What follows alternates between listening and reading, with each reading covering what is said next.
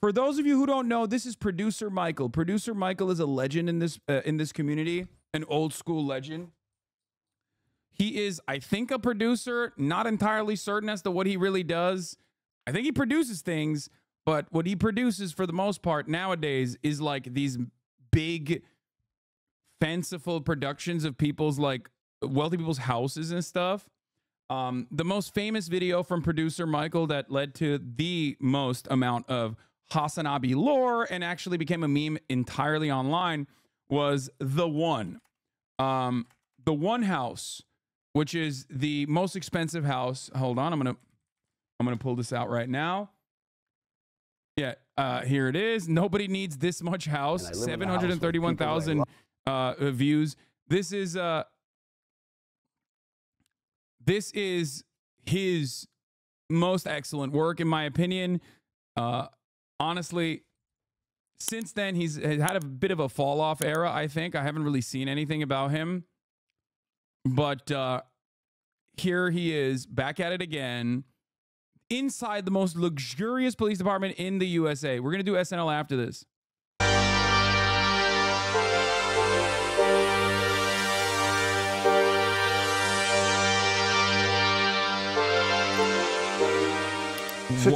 Dude, what an intro. Producer Micheal jump scare.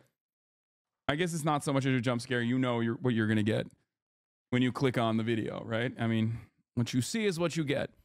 Is Producer Micheal your neighbor? I fucking wish, dude. Do you still comment on true crime sometimes? Yes. I do a lot of cop watch. I do a lot of true crime. I did like a whole ass cop watch thing the other day. With you know, police officers getting seduced by suspects. Today we've got something really, really special for you. We are going to show you the world's most luxurious police department. We're here in Beverly Hills, and I'm sure everybody knows Beverly Hills is renowned. They found the only fucking cop that's in shape. I swear to God. He's doing PR for the Beverly Hills Police Department, which notoriously is famous for setting up actual blockades during the Rodney King stuff, setting up actual blockades that partitioned off Beverly Hills from the rest of the city to ensure that like none of the chaos actually came into Beverly Hills. So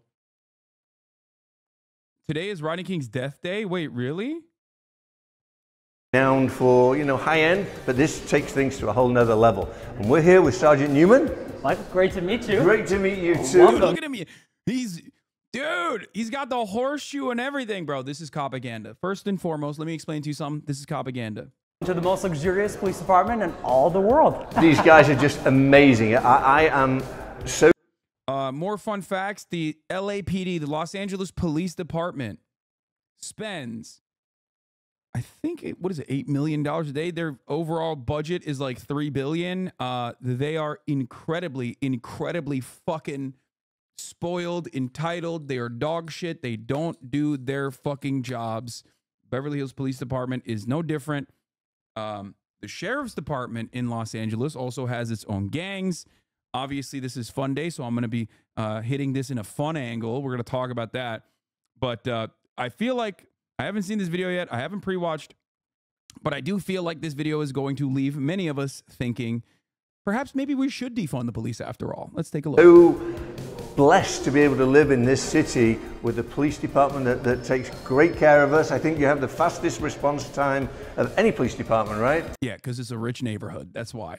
So our emergency response time on average is below 3 minutes. So I don't know if it's the fastest in the entire world, but I bet certainly fastest in Los Angeles. That's probably for real. Sure it is. That's pretty fast. So what are we going to get to see today? So we're going to take you behind the scenes. I know you live in the city, you get to see what the police department does a lot, but we want to take you behind the scenes and kind of show you the inner workings of the police department. What do you say we maybe go to the shooting range, go to the jail, maybe see our technology of the real-time watch center, and see just why this department is the best in the world. Let's do it.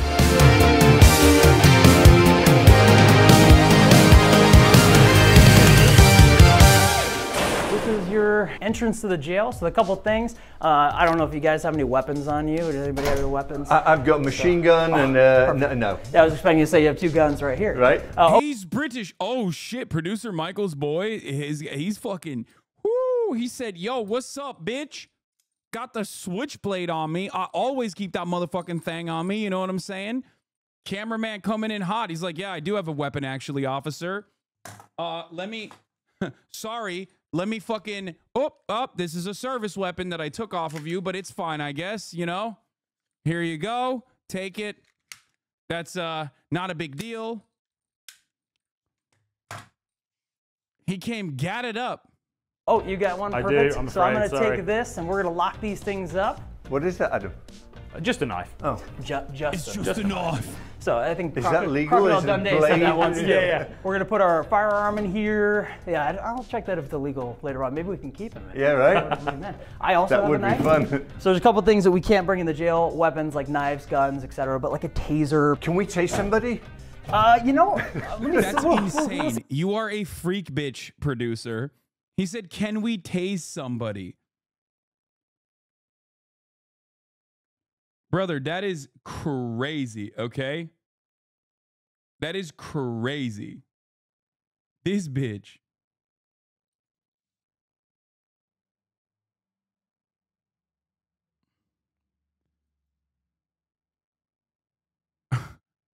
Least violent American. Okay, the thing is, he's not even American, as implied by his accent. Why did he go full American here? See you later on. Yeah. So Maybe we get somebody to volunteer to take it. Maybe we could actually maybe arrange that. Maybe he wants. Okay, maybe he's based and he wants to tase a cop, a bubby. Don't look at me. On this side, with the visitor rooms you have behind you, you literally have the typical, you have the lawyer come in and actually sit down and talk to a client, just like the movies. Can you put him in the other side? Yeah, absolutely. I want to talk to we you can on do one that. of those phones. Oh my gosh, the chair. Oh yeah, it's make sure you can't do anything with Can you see this, Adam? Okay. I'll even shut the door so you can have a private moment with your Wow, client. it's very short. Hello. Hello. How's it going? Oh, I'm being monitored, it says. I know, yeah. Yeah, we are here too. They're very short cables, aren't they? They're very short. I wonder if that's so you can't like wrap it round your neck. You have a comfortable chair. This is this piece of concrete I set I know, I to be fair, look, I have 2, so I could actually take one of these and put my feet up like this. Can't hear you. This is thick glass. Okay, I want out of here. All right, you want to go to jail? Yeah, why not? That's the easiest I've ever had to do that. Wow. This is the main jail floor. Hey guys. Oh my God, dude. Oh my Lord. Even this is very dystopian, yes.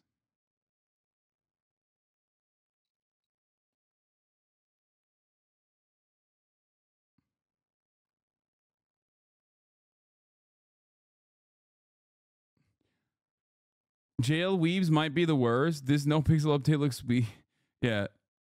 2 of our jailers. At least they know they're like the bad guys, right? Aren't the minions bad guys? Hope this is the only time I meet you guys. Taylor and Maura. I'm joking, you. This is the fingerprint I'm machine, joking. just what it is. No, I do plan on coming back. Yo, you should be arrested for this fucking fit, okay? What you are wearing currently is a fashion crime. You are a fashion criminal. You are a fashion felon. Do you understand? They should be arresting your ass for wearing whatever fucking Dan Flash's ass shirt that is with the flames on the blazer. I know people say, Hasan, says you. I don't do that anymore. Guys, I haven't had a bad fit in a long time. No, my old fits, the statute of limitation has run out. You can only point to my old fits. I have literally gotten better. We just described this. You put your fingerprints obviously on this green You'll go, Adam. portion, My guy? and it will actually upload your fingerprints to the different databases, the FBI, Go etc., ahead. to make sure you are. I'm who you good are. actually. Yeah, no, I'm fine. Yeah. Weirdly, I burnt my fingertips the other day. Oh so yeah, so in that case, Yeah, oh dear. nothing left. nothing else we can do. Oh dear. On this side, we have what we would call like the intoxication cell. So you can tell, first off, it echoes nicely inside of here, but they have a padded floor. Oh, wow. So when somebody is unable to, If someone is intoxicated where we need to watch them a little bit more, this Drunk is tank. one of the places where we can do that. We can even put something on the ground for them if they want to sleep here. What's that? That's so funny. The floor is padded, except they literally have this like brick right here next to the toilet. So you can still trip, fall, and hit your head directly on this corner and die. It's a Lovely. It's not a swan toilet. Would this be the wrong time to do a swan toilets integration? Yeah, right. It would be perfect. It's kind of interesting. And then we have two. Why is the floor like this? Because drunk people won't bang their head if they fall over. Oh, Yes. okay. We're hiring. Yeah, So duh. But also doesn't matter because there's still plenty of things that they can bang their heads on in there if you on want- accident. He's got it spot on here. We also have different. By the way, luxury. This is the most luxurious police department. Dude, the most luxurious police department in the United States of America is still so bad. Like in comparison to like the worst Norwegian prison, America's best prison still looks like a fucking shithole. Different places where inmates can make a phone call. By law, we have to give them phone calls. Some of the people who By law. advertise in the jail We don't for bail want to. bonds That's and things so like crazy. that. And someone who sits down could choose to call one of them or just anybody else that they want to when they're getting processed. And they get one phone call. No, they get more. And even if they have kids, they get even more because they want to make sure we have adequate care for child Oh, who that's might great. be at home. So we have 2 holding cells here, and it's your typical cell. This would be fun to build in a house, right? Would it? Kids, hey, you've been misbehaved. Into the holding cell you go. Exactly. Handcuffs? You'll notice there's handcuffs when we have a mass, like a arrest thing that goes on, or an incident, I should say. Let's say like during a protest that goes wrong, turns into a riot or something like that. We can process many people through this facility, and part of that is to have them restrained if need be. Put that handcuff on even if you'd like, because I do have a key. Well, is it the right size? Yeah. Oh yeah, They're all the it's right one size. size fits I most. have a big, maybe it's supposed to have a big. No, the right bottom below. one. The bottom So- one. No, go down one. One there. There you we go. go. I have some experience putting these on. There we go. Put it All right, on you at ready? this- Yeah, Let's let's get go, out let's here. go. All right. Do you want a beer? See you later, Michael. See you in a bit, mate. Bye. I don't like Good. Keep him there. So is this? You're arrested. For that fit, dog. You are arrested for that fit. How you would put it on at this level, or do So you make it when tighter? someone's sitting, And yeah. for So being when someone's British. sitting here, it's a lot easier just to kind of relax your arm here, and you're still restrained. Can If you you're let me trying to out, get, please? I can. Yeah. I can do that. And here, there we go. This is not comfortable. No, they're not made for comfort. They are metal around your wrist. Yeah. Not ideal. It's not like a Yeah, dude. That's crazy. Didn't realize that. He's like, wow, just found out. Being arrested, not comfortable. Cartier bangle or something. So this is the main funny. jail floor. Then we'll kind of walk down. We can show you some of the regular cells that we actually have. On the right quite is that big. elevator I was telling you about. You were saying, wait, what? This fit went hard. This fit literally went hard body. You are delusional for thinking this fit didn't go hard. That was not an L fit. I stand on that. I stand on this business.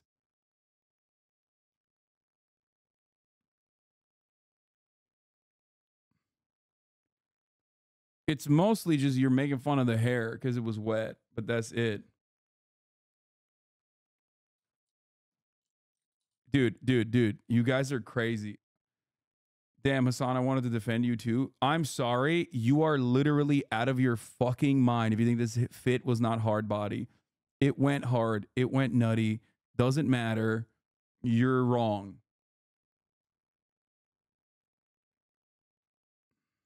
You're haters. Oh, this is where they come Normalize up. clothes. There's Bro, chat goes so far. Chat goes so far to be like, oh, dude, yeah, your fits suck.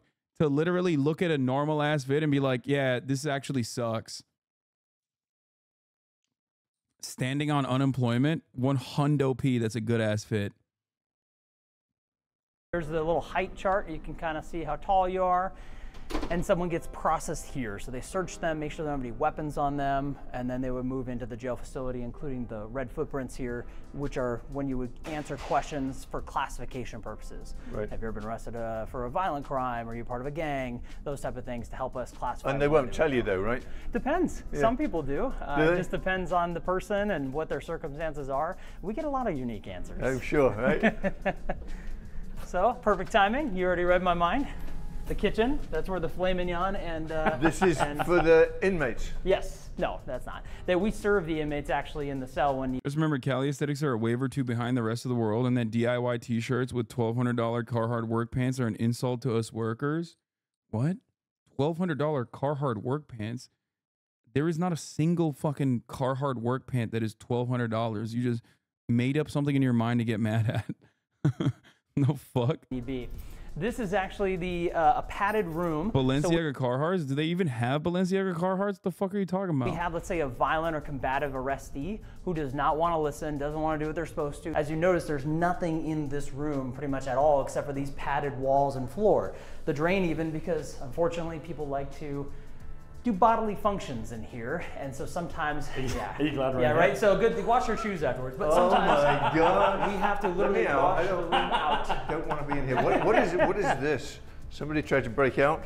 You know, that could be. It could be someone who's, you know, experiencing a mental health crisis who tries to pitch away at it, chew at it, whatever it may be. It's actually... Okay, these are actually fire. I didn't even know these things existed. But this shit is, ew. Oh, God, I hate zippers like that. It's so nasty. But these duck shorts, ooh, they go hard. I like that. You're enabling me. If I wore that, you'd be like, this shit is, you're pulling that off. Actually very uncomfortable when you're inside that room. It's not pleasant. No, it's very oppressive, yeah, for sure. very, very much so. And we don't keep people in here for a long time. Once they're calmed down, for instance, we like to move them to a normal cell. And you probably don't like to put them in there in the first place. No, and that usually means that we're dealing with them in a more combative scenario. We don't want that at all. May I interrupt you? Of course. Do you have any prisoners in here right now? So we do on the far side. Okay. So that's why we're going on this okay, side. okay. But you know, I could have it to where you happen to run into one. No, it's fine. Oh, wow. And see, we have numerous cells. Each one will house one person. Are there that many criminals in Beverly Hills? Thankfully, not usually, but we do have the capacity just in case. Has it ever been full? I don't know if it's been full, because we did have one time we arrested a lot of people during 2020 during the protests and civil unrest, that we did fill a lot of the cells and processed a lot of people. Whether it was completely full or not, I don't know, but it was certainly the most we probably ever had. What's your capacity in here? What is it? 36. Okay. Yeah, and that's actually housed, right? So we could actually have some people waiting and getting processed, but yeah, 36. And again, it's very rare. I'm convinced this is the most in shape cop. Like, this is the guy that they have on for PR purposes because he's like the most in shape cop. Right? It has to be, right? Taking me back to Ohio. Taking me back to where lovers go. Oh my God. Yeah, and we ask certain inmates to do so. Because they smell, right? Sometimes. You want to go check out one of the cells? Yeah. No, I'm fine. The bed's quite nice. Would you like to go in? I'll hold the camera. We won't shut the door on I'm happy to hold the camera. Oh, a mattress and everything. I know. Yeah. It's actually pretty nice. You got a window. Kind of like the one I've got in my Can truck. we lock him in? Yeah. I mean, you were the one locked in handcuffs. So yes, that's true. Only be right. It's nice you got power outlets here so you can plug in your iPhone. Yeah. Are they allowed to bring their phone in here? No. No. Not at all. But it's still just, you know, I'm sure whatever that was for is maybe it's for maintenance purposes. Because if there's no electrical outlet here and you have to replace or fix something, you're running a power cord obviously all the way. Right. But yeah, everything's pretty much locked in. You got your sink, your bathtub, or your toilet. And you think about the movies like where it's Alcatraz and they're trying to pull the toilet away from the wall and chisel through. Well, if you did that, you're just in Just escape to here. Yeah, or in general, if you tried to go out that way, you're on a third story of a building. So there's not a lot of options for people to escape here, which is good. I heard a rumor that you have like a luxurious suite where you can pay to stay in it. So that program called Pay to Stay, we suspended that during COVID. However, I can show you one of the rooms. I don't think all the furniture's there anymore, but it was like kind of a They luxurious. admit me and I can get out. Oh yeah, I can show you this real quick. This is how we could have someone either handcuff up, so they can put their arms out backwards and get handcuffed, or we can serve them the food through there if we don't want to open that door at all. So that's the option. Each one of those can do that. And I'll show you that. Show you the penthouses of all penthouses. Yes, let's see the. So, what are these? There's some That's a storage gurney. stuff. So the gurney on the right was the old way what we would have in a. Bro, the spooky music is actually fitting the vibes all of a sudden. Like the even though like I would rather have it be spooky music than fucking cheery music where he's like where he's basically talking about like, you know, apprehending people and detaining them for days on end sometimes and being like, yeah, this is not comfortable. A combative arrestee who says, I don't want to go with the program. We'd sit them in that, handcuff them to the gurney, and wheel them into the jail. The issue was that a gurney, even though it's very stable, it is not as easy to control someone, and it's so wide that it's very difficult to get next to them as you're trying to pull this thing in. So the next evolution, I'll show you, is a chair. And this, let me move this thing here real quick. These things are awesome. This chair here is a more secure way. So someone can sit here, get complete. Bro, what the fuck? I thought he was going to show the like go-kart one. That one is way worse. How they were like, hey, we found an even worse way to fucking apprehend people. That looks like a torture chair, man. Completely strapped in, and you can live like a wheelbarrow and pull someone wherever you need to go. And the advantage with this is this is the torture chair where we put mentally ill people that we apprehended and torture them. Even if you rock and move and everything else, you ain't going anywhere. And so let's say we have to do a forced blood draw. So we need to take blood from a DUI suspect, for instance. We'd sit them in this chair, have someone come, and they can't move their arm at all, and they can extract that blood if need be, usually by a search warrant. So that's that option. But then we evolve. Usually via search warrant, implying that sometimes not a search warrant. Like, what the fuck? God, we are so crazy. This must be illegal. No, no amount of depravity is illegal when it comes to police in the United States of America. The fun tone that he's taking.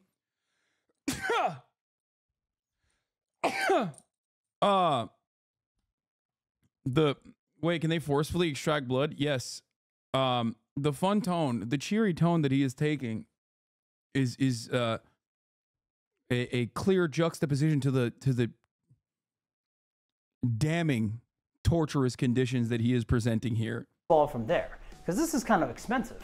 And we said, let's stop over here and let's take a look at some even better and more efficient and cheaper option that helps out officers. This looks like a Costco basket. Yeah. So yeah, you can do your Costco shopping from this for sure. That cart would be worth a lot of money. Drinks holders in the back, look. Yeah, exactly. Put your Stanley flask in there. Yes, so you can really be in any free samples you get too. So you put somebody in this. So you first Look at you this would thing, put them though. in this thing called the wrap system. So the wrap is I like to call it the human burrito, but essentially. Oh damn! I thought that other fucking wheelbarrow looking one was at least like kind of cool. Turns out no, they wrap you like fucking Hannibal Lecter. Jesus This is Christ! over your legs, and it actually will wrap your legs. This portion here, and you strap those in. So we actually would have somebody see knees here. You'd actually put the suspect's knees there and wrap their legs. Now, you take this portion, which is almost like a glorified shoulder harness, and can you guess which side's the back and which one's the front? No idea. Yeah, we make it easy. Yeah, cops are not the smartest people, so they're like, you need this. Trust me, Michael. Believe me, Michael. Believe me. A lot of cops need this this level of hand holding. You know, stupid proof. From there, this part would go over them, and they get connected to this, and you actually sit in an L. And it's strapped to where you can't move, you can't do anything. Like a straitjacket. And it's almost like a hammock because you're not going to get hurt. You can't hurt yourself. And even if you try to bang your head on something, we have that helmet. So we can actually take this, throw that onto the suspect. They can't hurt themselves. We're not hurting them. And Just like a taekwondo helmet. Right? Yeah. This is literally man-made horrors beyond comprehension in full display. This is a torture mechanism for mentally ill people that they've apprehended violently. And they're just like cheering it on, like, oh, very fun. Yeah, nice. it's kind of like that. And in this, we're basically just having them in like an L relaxed hammock position. Yeah, and so we have relaxed. never seen a suspect be more happy. I'm sure. They sit there and they just go, there's no more fight. There's nothing to do. And you can actually hoist the person up and put them right into our Costco shopping cart and bring them to the checkout. So a great piece of equipment. The first time we ever got it and we used it on a suspect, I mean, it was just immediate. Officers loved it. Love it. How many officers does it take to put somebody in that? So you could do it with 2.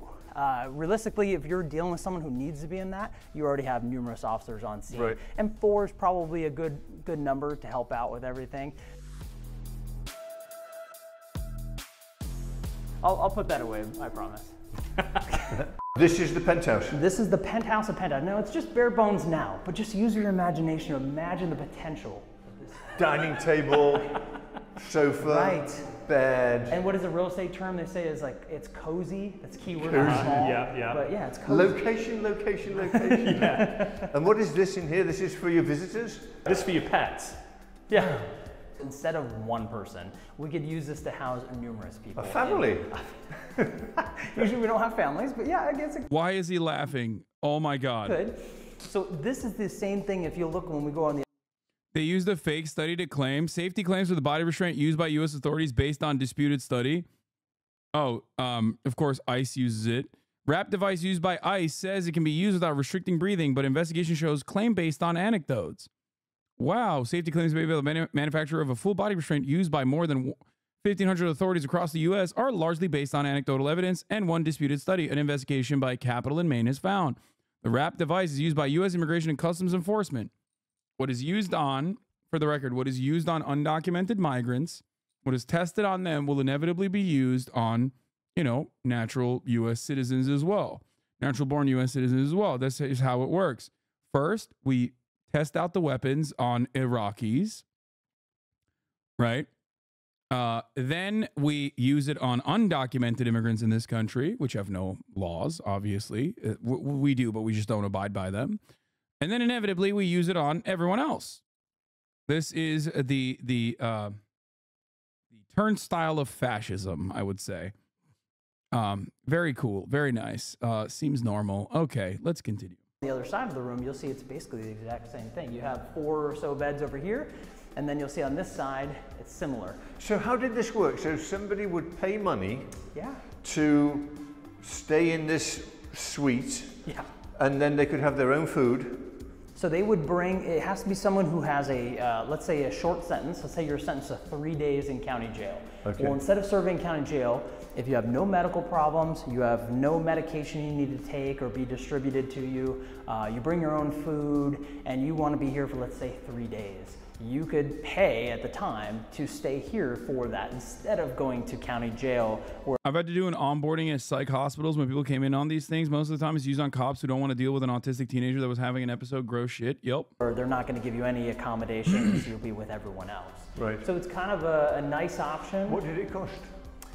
You know, when I first started, I remember they were saying something like it was like $190 a day, if I'm right, and that I started in 2012. So whether or not the inflation has created maybe an increase, maybe, you know, and you know, I haven't gone on Expedia.com lately to see if they have a new updated price, but right now with it being suspended, I don't know. Was there a TV in here? There was a TV in here. Unbelievable. Yeah. Wow.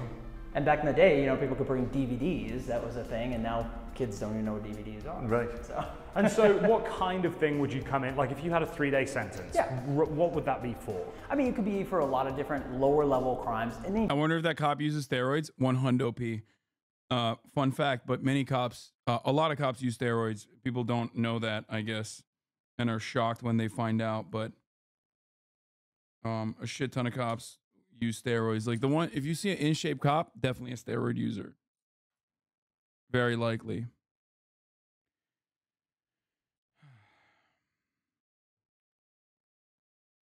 Is he mewing though? I don't know.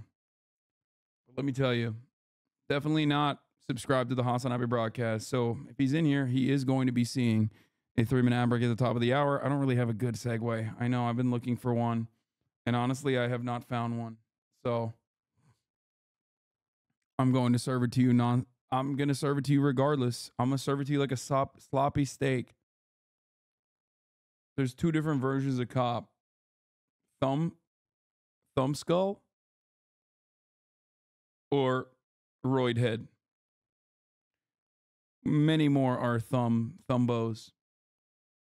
felony you have, you're not coming here. But if it's like your second or third offense DUI, and you're sentenced to a few days in jail, This is very typical what we saw for someone who comes here. Right. And it just depends. And for instance, you could do a weekend, spend 2 nights, say you have a 4-day sentence, 2 nights on a weekend, and come back next weekend and do 2 more nights.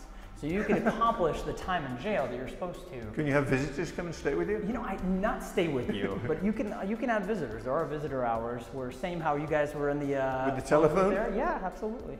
So you could talk with a visitor through that phone aspect anytime. We've had inmates bring in all sorts of different things, from drugs to weapons. There's a person that tried to bring in a knife that was concealed in their underwear. I've had people who put a safety pin and a little baggie of drugs and attached it to their inside of their underwear because their thought process was, I'm going to feel that. Are they going to go up into there and feel? So again, we capture, a lot of people think they're going to get away with bringing stuff in, but we have numerous checks. In addition to the officer searching them, another officer might search them and the jail staff. So you get numerous searches, and sometimes the inmates say, why are you doing this again? Because I want to make sure, because it's a deadly game if someone were able to bring a weapon in here, because as we saw when we first came in, you can't bring weapons in here. Right. So if that person does get a weapon in, we're at a huge disadvantage, and you see how long it takes to get into the facility nonetheless. So we take it very seriously when we process people in. How does this compare to like a city jail? Well, this would be very similar to a city jail. The only difference is a lot of other cities don't have this large of a facility. You might have a couple different cells, but depending on the city, it could have a very, very large jail. So LA, like the city of Los Angeles, some of their jail facilities are way larger than ours. And then obviously the county runs a full jail with like 1,000+ inmates. Right. So that is different levels of cities invest in the jail, because if you go to Culver City, for instance, their jail is going to look different. Santa Monica, their jail is going to look very similar. Does each cell have just one inmate? For us, yes. Unless you're in one of those big holding cells for intoxication, or, you know, in theory, the family cell is opened up again. So those are the things that we would have different aspects of people mixed together, but we like to keep people separate as much as possible. Makes that would sense. make us happy. Michael's a bit low energy in this one. I noticed that too. I think like even the vibes of being in a fucking prison have, the vibes of like being in a fucking prison and talking to a jailer like this, no matter how much you try to put a cheery tone on, is going to be a little weird. Where are we going next? Well, let's take a look. I'm going to call down to our range, because that would be fun, and maybe we can get down there. So the range is, you know, inside, which helps out for officers training, because their patrol staff has to qualify usually around once a month. They have to come in and actually qualify with their firearm, sometimes a long rifle, sometimes a shotgun, and different techniques. Low light, they can turn the lights off in here, and you'll have to use your flashlight. So there's different courses they'll get put through to make sure their training stays top notch. The last thing you want is to kind of be rusty. It's not like riding a bike where you can kind of just get back on and go. If you stop training with your firearm, you will lose those skills, and it becomes that much harder to implement them, especially under stress. Right. Can you imagine your worst day, your heart's pounding, you're nervous, your fine motor skills are going, and now you're asked to hit a target that's far away, and people will say, why don't you shoot the gun out of his hand, or why don't you shoot the knife out of their hand? It's hard to do even when you're not nervous. Dog, it don't matter, because you still are not going to have the active hit rate for like every goddamn police department in this country is abysmally bad. Okay? Like in an active shooting scenario, oh my God, not great, okay? Yeah, when you're nervous, like an acorn falls on your cop car and you think that the suspect that you apprehended and put inside of your cop car has a suppressed weapon secretly, you're gonna magnum. Right. Let alone add all those human factors into it, and, you know, not just watch it from a third-person view. So, and that's what people see is a third-person view, right? For sure. You know, and now with the, you know, all the body camera footage, it is kind of interesting. You get to see, it's great training for officers, but sometimes people have they forget there's the human emotions involved. And right. You hear Adrenaline. Yeah, and you'll hear people's breathing on those body cameras because it's such. A Spanish YouTuber went to Bukele's jails and did an insane video. Will enter an isolation cell, which is where prisoners are sent when they commit an infraction. Wait, what the fuck? Okay, that is definitely not fun day. We will save this for tomorrow. Oh my God, bro. He went, the prison for gangsters of Nayib Bukele, CCOT. why are they doing fucking PR for, oh my God. That is actually horrors beyond comprehension, torturous shit. Crazy amount of adrenaline. And I can't, you know, I've never been involved in officer-involved shooting, thank God. But people have talk about everyone has a different reaction to that too. I'm sure. So. Can't be nice. No, definitely not. Down in the end, you see it's all rubber, basically. So every so often, they have to actually remove all of that rubber and clean out all the old lead from the bullet that's actually in that whole mesh over there. Wow. So you can imagine thousands of rounds are in that, and every so often you have to clean that out, otherwise you could have a lead issue. Right. So we also have on this wall, it's a white wall, and it kind of looks like a place you could have a projector. Well, that's exactly what it is. These 3 carts that are here, we roll them out, and you can create a almost like a video game. You can have a screen where you're able to take a scenario where somebody is first saying it's in a warehouse, it's at night, and there's nobody around, and then all of a sudden the video will show someone, hey, let me see your hands, and the person will pull out a gun. Oh man, wow, that was quick. They'll play the same scenario again. This time you can set it to where they pull out their cell phone, and then maybe an officer accidentally shoots. Maybe they, you know, and it's good trained to where they can learn how to have these split-second decisions. Although there's no substitute to real life, it helps us with some additional training down here. We'll do that every so often. So. Amazing. 4 firearm safety rules. We follow those all the time. The biggest one is number 4, be sure of your target and your surroundings. If we have a justified reason to shoot, but there's someone right next to you, or maybe behind you, or a school behind you, we may not be able to take that shot, even though we're legally justified to do so, because we have to be careful about innocent bystanders. Of course. Just adds another layer of complexity to the job that the officers face on a daily basis. Amazing. Yeah, it's just a tough job. Very, very tough job. People don't realize what police officers actually do. When you approach a car, if you pull a car over for speeding, you have no idea who's in that car. Right? Oh, dude, he is so Ameri-brained. He is so Americanized.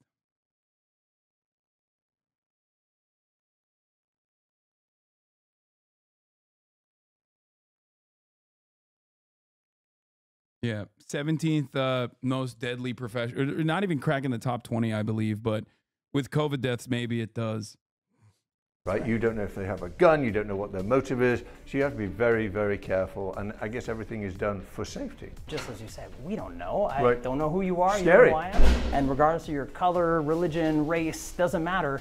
You could be a threat to an officer at any time, and we just have to be ready for those things, while simultaneously having a good attitude, try not to be a jerk to somebody. I'm friendly and nice. Another partner of mine might be the sarcastic type. You know, everybody, if you work in any business, you have those different people throughout your business. I won't tell him what you said about him. No, don't. But you know, you have those people in anything you do, especially something like Los Angeles Police Department, LAPD. They have like 9,000 employees that are sworn officers. How many of them are going to be the poster guy of their department, and how many are going to be different? How many are going to be the it kind of equated to high school too. You have the jocks, you have the nerds, you have the people in different groups. Everywhere you go, that's true. Welcome to human nature. So we try to find the best and the brightest to come here because, again, it's the best police department in the world. So this was an original taser, right? Yeah, that's one of the very, very first tasers that they ever created. Why does it have an antenna? I don't know what happened in the past to make them need an antenna, but what I can tell you is the new ones, the Taser 10, which we have now, this thing is just leap years ahead of this now. In this, you actually have 10 darts versus whatever that does. You have 10 darts that you can fire at somebody individually. This motherfucker do a hashtag ad for fucking tasers? What the hell? And the idea is a lot of times when we have to tase somebody, it's ineffective. You've seen many videos online where someone fires the taser and it doesn't work. And then it leads to officers having to use higher levels of force. With this, we're able to deploy these darts and you just keep going until you receive what's called NMI, neuromuscular incapacitation. In other words, when you see them like lock up really hard and fall over. And we've used this in the field. There's actually a guy walking down the street with a machete in his hand and wouldn't listen to commands. And the officers used this Taser 10, this brand new device that only a few agencies have in the country. And we're able to stop him with like 5 or 6 of these darts. But one of them finally got the connection and he just locks up, falls. We got the knife away from him and we're able to resolve that essentially without anyone getting hurt. But imagine how different it could be if we didn't have this or it fails. It is pretty wild that like, he's so giddy talking about tasing people. And it's like, yeah, there are going to be moments where like you would definitely rather have a taser than not, but like incredibly rare moments. You know what I mean? Everything he's talking about, down to like even the apprehender, like the autistic teenager apprehender that he was showing, like there will be an extreme scenario where that is a necessity. But knowing how police operate in the United States of America, they're using that way, way, way fucking easier than an actually necessary. How big is the machete problem in LA? If you ask cops all the time. It's just that like it's the same principle behind like police existing. Like obviously there needs to be a force that is maintaining the presence of law and order, something that I bring up all the time. It's just that the way that we have it set up, it doesn't do that at all. And it does it in the exact opposite direction. And it's doing the lawlessness and disorder. Oh my God. It's so bad. And now I'm this close. And then you think about like, all the other places around the world where there are like larger problems with knife crime than the United States of America, even though we do have a massive amount of knife crime that occurs here as well, despite the fact that we also have guns. And the way that they use like way more antiquated methods, like human catchers. Like in Japan, they have that one like weird pitchfork thing that's like a man catcher, shield walls that like come in on people. Like they are still infinitely better than just, you know, mag dumping into a person with a taser. You and you have a knife. It's game over. It's cool. It just kind of loads right onto here, and voila, you're ready to go. It makes some fancy noises, which I'll point in the safe direction. Knife crime in the U.S. is higher per capita than the majority of Europe. Yeah. Here you can kind of hear this when you want to give them a warning alert. So you want to give them some sort of visual and auditory sensation. It says you're about to get tased. You lift up on the safety selector here, and it kind of gives like a Star Warsy kind of lightsaber sound. Yeah. And gives them a flash of those 1,000 lumens in the eyes to say, hey, stop what you're doing. And if they don't, you would start deploying those taser darts, as many as you need to affect that person. I need to buy one of these before I leave here. Yeah, cool. I was reading up on those, and because there's a microprocessor that will detect which of the pins to kind of send the electricity between. So whereas before. Wait, Producer Michael's a Switchblade guy is also an Oi bruv? He used to be an American, no? He swapped it. He swapped out his American camera guy for another Oi bruv, that makes a lot more sense that he had a Switchblade on him, honestly. Or if you didn't hit him with the 2 barbs, then you were out. Correct. With that, it'll pick any one of them, and that's why they're so... Yeah, let's say you fire 5 darts and only 2 of them connect, the very first one and the very last one you fire. That system will actually evaluate that and also try to pick the best 4 connections on the body. So in theory, I put all 10 darts on you. The ones that it would activate are the ones that are furthest away, and it would start learning and basically firing those off and say, oh, there's a connection, that's the best connection, and firing those out so that way you completely lock up. And once you fall, we can put someone in handcuffs and then stop the Edison's medicine, as some people call it. I love that, Edison's medicine. Oh my God, why are you laughing? Before we pass through these doors, you can see the sign that was created to kind of highlight the courage that the men and women of this police department takes every day when they step through this door and start their shift in patrol. And it's true. I think like the reason why people receive this, what I consider to be like gross propaganda, people receive it in a way more positive light is because like in their minds, they're thinking about the worst possible scenario, right? They're not thinking about like the most common scenario, which is like the day-to-day interactions where police often escalate, right? Through violent means when they don't need to at all. They're simply thinking about the worst possible scenario where you have like a serial rapist mass beheader that cops have to bravely fucking apprehend while he's doing serial rapist mass murder or decapitations or something like in the scene of the crime.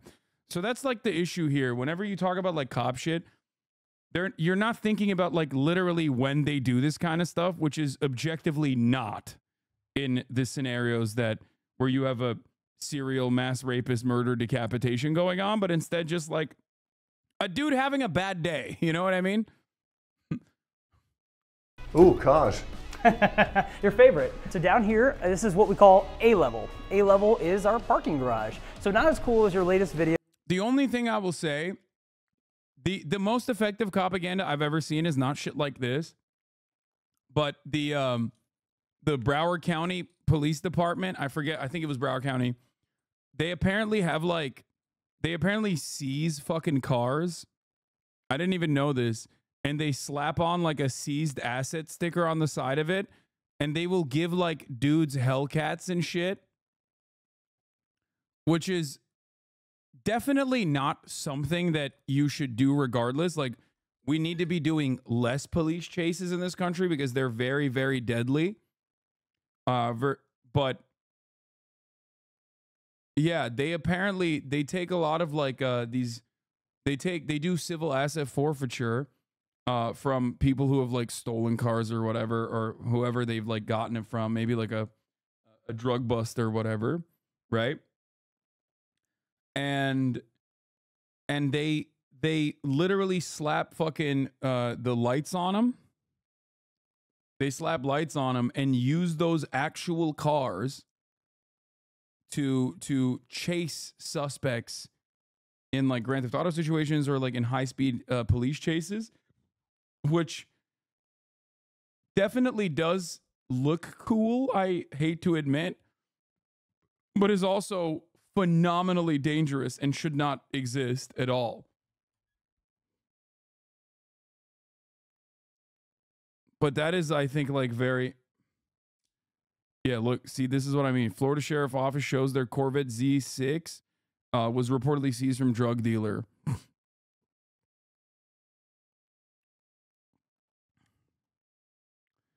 There was a TikTok that I watched that went viral a while back where it was like a Broward County Sheriff's Office guy who literally had the fucking suspect that they had apprehended standing next to the car that they had apprehended him in with a fucking like doing like a post-game interview basically, which was really dehumanizing, really awful.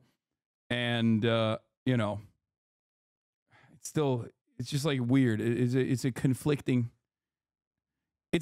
set of circumstances for me. Because on the one hand, I'm like, this does objectively look kind of fucking cool. But on the other hand, I'm like, fuck, this dude is just like perp walking this guy and doing like, he just fucking treats him like not human. You know what I mean? And I don't know. It's just fucked up.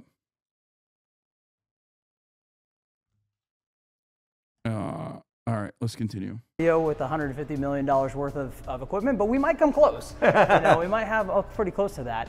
Right out there, you can kind of see that ramp that comes down. That is right on Rexford Drive, right out front of the police station.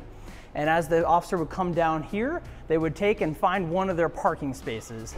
You'll also notice the parking always back in, almost every officer backs in, and that's so we can rapidly get out and go. So we'll walk over to our world famous motor bay. Some of these cars have some amazing technology on them as well, They do, yeah. We'll get inside one of our cars and take a look. Oh, this guy's got a parking ticket. That's actually a write-up slip. So when a car needs some maintenance, an officer can write that slip and the shop can come over and take the car, get an oil change, whatever it may be. Over here we kind of have a little bit of a mix of a museum as well as our motor bay, where our active motorcycles are here that the officers would take out and go write those tickets that we were talking about. Amazing. Beautiful bikes. Yeah, BMW makes these bikes, and you can even see the new ones. They're pretty brand new. You have an old school display here with your different speedometer, tachometer, and then you look on the other one to the left, it's all electronic screens now. So the motor officers can't be a brand new officer because they have to know the streets. There's no GPS on this. Right. They have to know how to use the radio. They have to know basic police work because they're on their own. There is no partner with them. So our motor officers are even more sometimes standoffish, as we talked about, because They have to be. They're by themselves, alone and unafraid. Yeah, dude. There's a lot of like mass murderers with heavy weaponry roaming the streets of Beverly fucking Hills. Like, you'd think he's talking about a fucking war zone, okay? Yeah, they have to be more standoffish because they're alone. It's like, dude, you are literally stopping a person for a seatbelt violation. What do you mean standoffish? Yeah, dude, you never know. You never know an RPG that they're gonna fucking pull out of their car. He's acting like they're patrolling the streets of El Salvador or like Cape Town or something. Okay, it's just like it doesn't make sense. And they have different equipment that they bring all with them. They have 2 different saddlebags here that they can put stuff inside of. You end up having their batons up in the back. They can actually lock their To right. be fair, it's America. Yes, brother, but it's Beverly Hills.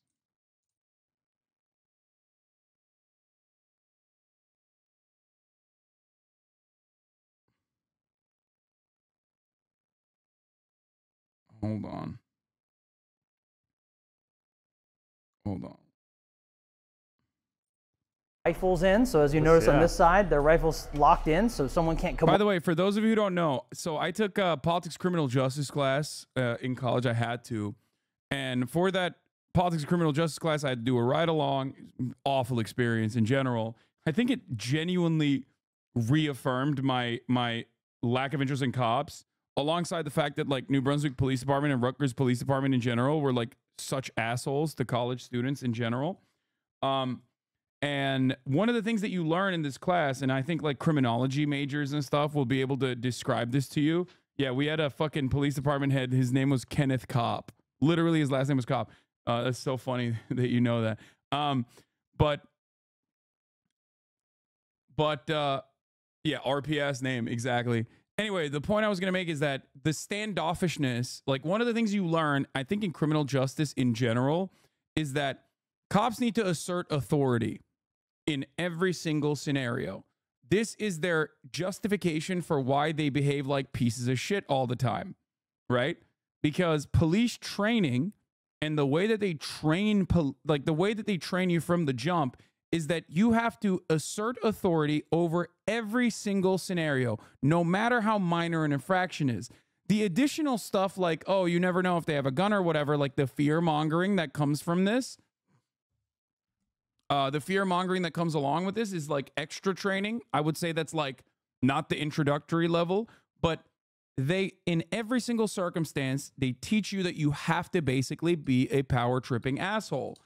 You have to assert authority. That's what he's describing.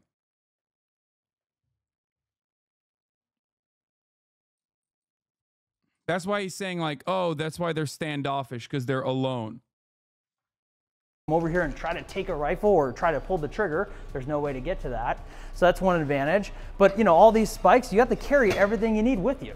Right. And sometimes the officer. That's for safety though, right? Like, isn't that proper protocol? No, it's proper protocol. Like, this is what they teach you, that you have to assert authority in every single scenario as your job.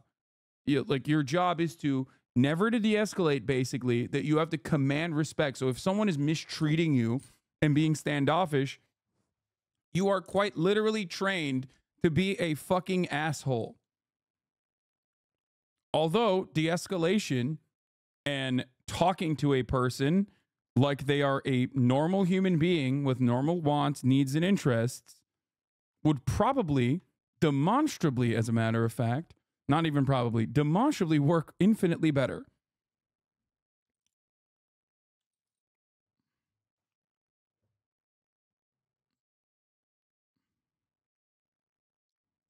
Will leave their helmet. Sometimes they take it with them. You got the radar gun over here on the right. You can pull that one out if you'd like. Boo, and then throw it on the floor. Oh, is it locked in? Yeah, it's locked in. I wonder why. There's a key, right? Yes. So in this case, you know, you have to actually use the key to get this accessible, because you know what someone would love to do? Take that from a bike. Of course, So, right. Sirens, Yep, so sirens. The other thing you'll see in new bikes nowadays is there's a yellow light. Now, I've never been a motor officer, but one of the things that I was told by that is it helps being substantially more visible to cars, whether it's at night or during the day, because it's not just one headlight shining through, or two for this matter. You see, oh, wait a minute, this is a shape here coming at me. Keeps them a lot safer from being hit from someone in a blind spot, because that's one of the biggest dangers of these guys. Right. They get a hazard pay specifically because of how dangerous it is to ride these bikes, especially in our city in Beverly Hills. Yeah, I'm sure. Then they have Do you have some kind of example of this being demonstrable? Good faith question, but I believe you and made the same claim, but my art teacher said it was unsubstantiated.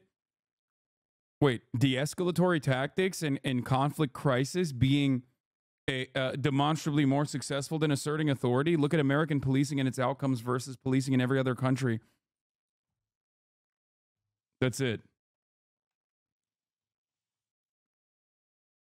Like, we have some of the worst policing overall.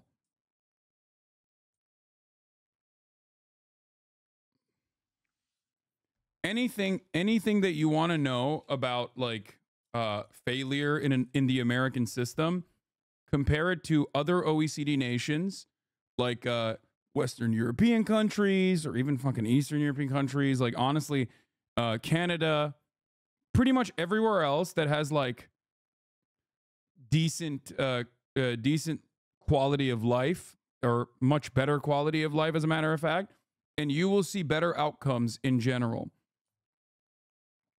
Where in the world is a good example of a cop system?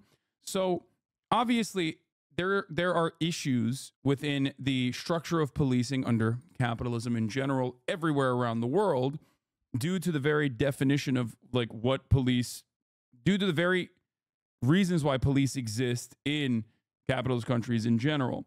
So I would say that theoretically, if we're talking theory, what the fuck? HasanAbi Piker, $1,200 work pants. HasanAbi Piker, proud hater fan channel. Bro, did you just like make a YouTube video specifically for the take that you had originally? What's happening? We've moved on from it, man.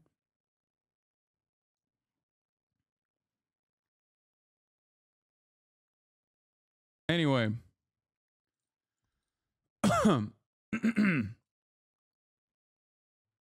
What I was going to say is, if you look at like comparatively better policing outcomes, pretty much every other country outside of the United States has like some worse aspects of their criminal justice systems than the United States even.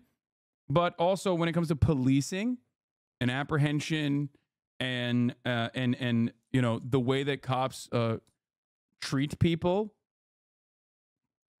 is going to be better. I'm a social worker who works on the street in Canada, and de-escalation is the best thing you can do to not get stabbed. I've stopped people with knives in their hands just by talking smoothly and taking to them and taking my time. Yeah, absolutely. But you will never be able to describe that to an American hog. I think only OECD nations that have citizen gun ownership should be compared to the US.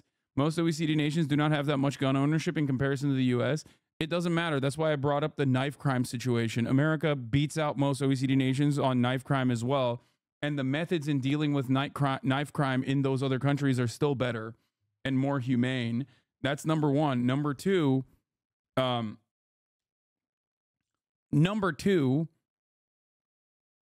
are OECD nations with like high levels of gun ownership. Switzerland, okay, why, or even Canada. Canada has a higher level of gun ownership than like European countries. Switzerland has the highest level of gun ownership in Europe, and yet, for some weird reason, their training is different. Their training is different overall. I literally got rear-ended by a cop once, and the prick came up and asked me for my ID and had his hand on a service weapon. I then told him to fuck off to get his supervisor, so we called him for backup, which was 8 fucking cars all surrounding mine. He then told his boss that I brake checked him. Little did he know that I had a dash cam which showed him texting and driving. That was my ACAB moment. Yup. I think cops do a pretty good job of like making you despise them in general. Like, I would go so far as to say that like I have way less altercations and interactions with police. The richer I have gotten, definitely, the less I get bothered. I used to get pulled over all the fucking time in the busted up Toyota Camry. And the worst of the worst was definitely when I was younger and in New Jersey. Holy fuck, dude. Holy moly, New Jersey. Oh my God. They had, first of all, they have like civilian cops in New Jersey with the lights on them too. Oh yeah, yeah. So fucking, so awful. Former New Jersey cop here. The authority shtick they teach is called command presence. Yes. Asserting authority, command presence. I would go so far as to say New Jersey cops are worse than fucking Los Angeles cops in some instances, like in the way that they deal with like every single goddamn altercation. What's a civilian cop? No, it's not. They're not a civilian cop. They are driving civilian cars with secret lights on them.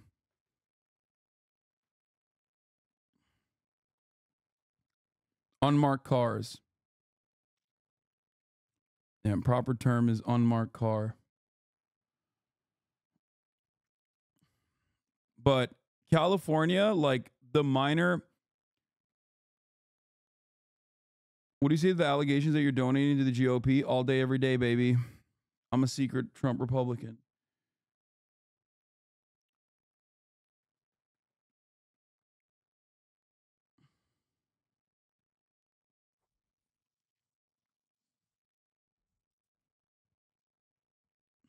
You have the easiest job ever. Yes, I do.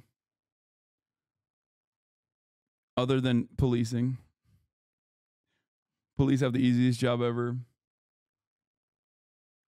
Have, you know, a little this memorial museum type of thing here. Oh, that's so cool. Back in the day, the old... How old is this bike?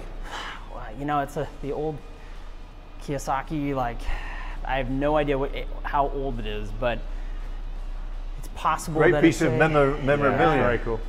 Look at the jacket, the leather jacket. There will be a motorcycle fan bot, somewhere right? in the comments. Let us know, what year is this likely to be? Oh, I'm sure they would know. I'm guessing 70s? Oh, just run the license plate. No, Yeah, there you go.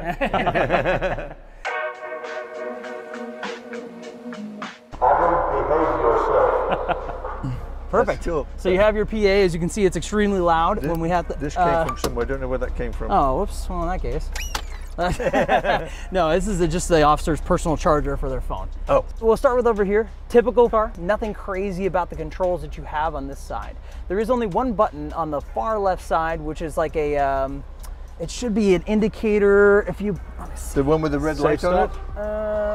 The far left next to the toggle switch. Yep, that. So if you push that, so what that did is you'll see this green here, it shows a key. If you were to, as you notice, there's no keys in the car. No keys. It's still running. So right now, if you push your foot on the brake, don't do it though, the engine would shut off. Okay. But a lot of times we'll go to a call and someone says, hey officer, you left your car running. We know. The reason we kept it running is because all this equipment takes that energy, that power from the car's battery. It will stay on for a little bit, but eventually it's going to stop and you have to restart everything. Right. And so it's a lot of stuff to return on. It's kind of like a spaceship. I don't understand how they're able to steal cop cars then.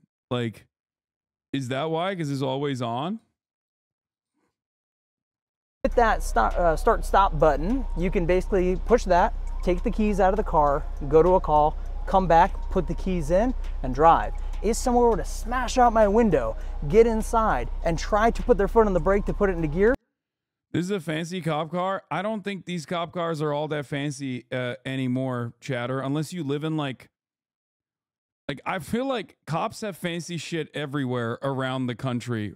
They are the most heavily funded public institution out there. Like in every fucking state, they are the most heavily funded public institution. They're the only institution that consistently grows and consistently gets more funding.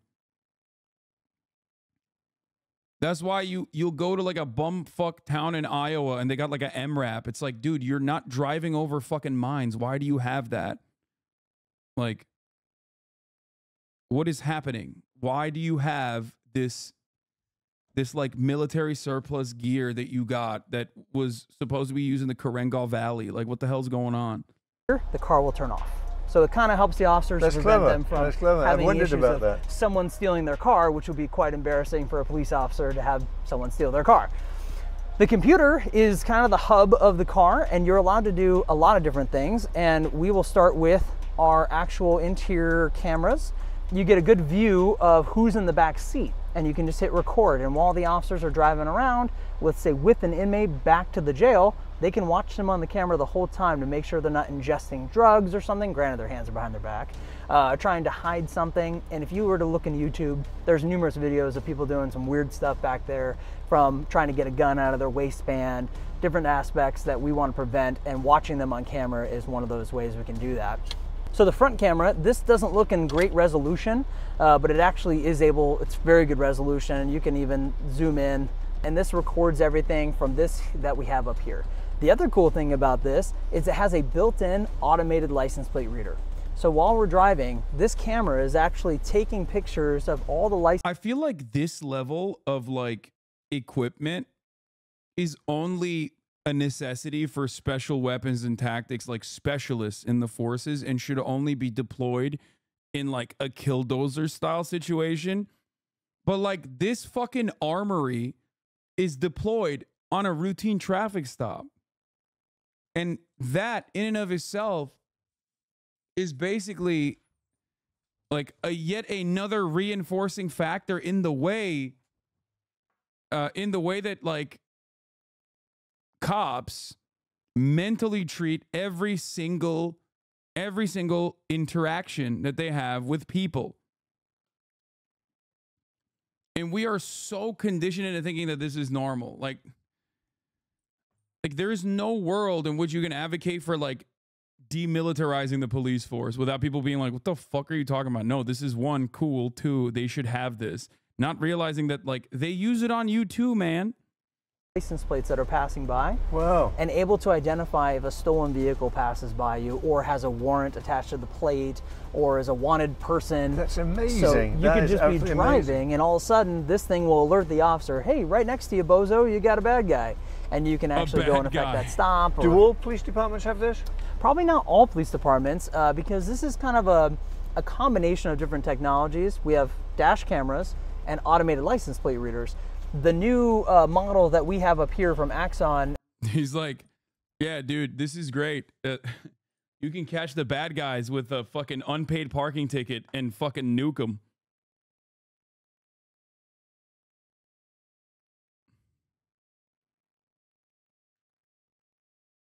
Nothing looks cool in this car. Totally outdated shit, lol. I think it's the Fleet 3 combines all those things together, and it's a pretty expensive product, obviously. And we have they just created it probably, I'm guessing, a year or two ago. So as more agencies can afford it and install it in their vehicles, they probably will, because it's cool to combine all of those things together. Then the car is connected to the internet. One of the advantages of the internet, I won't open up their web browser. That's probably a bit not smart. They'll probably set me up. But for the most part, if you need to, let's say, take a picture of evidence in the field, you can upload that to your email, pull up your email from here, and attach it directly to a police report in your car. You could write all your police reports in your car and only come back to the station to physically book evidence, like our bikes, if you need to. But this is how cops watch Vosh on the job. I remember one of the big things that police officers used to say, they spend so much time writing reports after they finish their term, right? They say every, it's a Newton's law, I think, every action. I think policing is the one job. Like, I have a lot of active duty military in this community. I have a lot of veterans in this community. But I think the one job that I don't have any members of are like probably current police officers. Like, I have former cops and shit.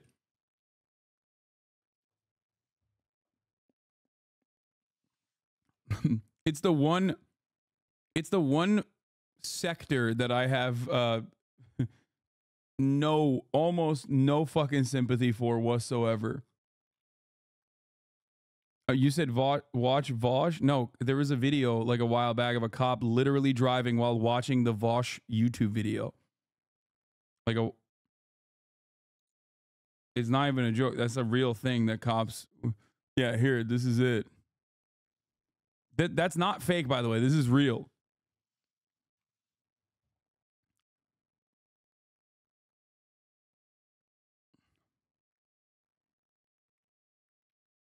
I wonder why they're not a huge part of your community. Yeah.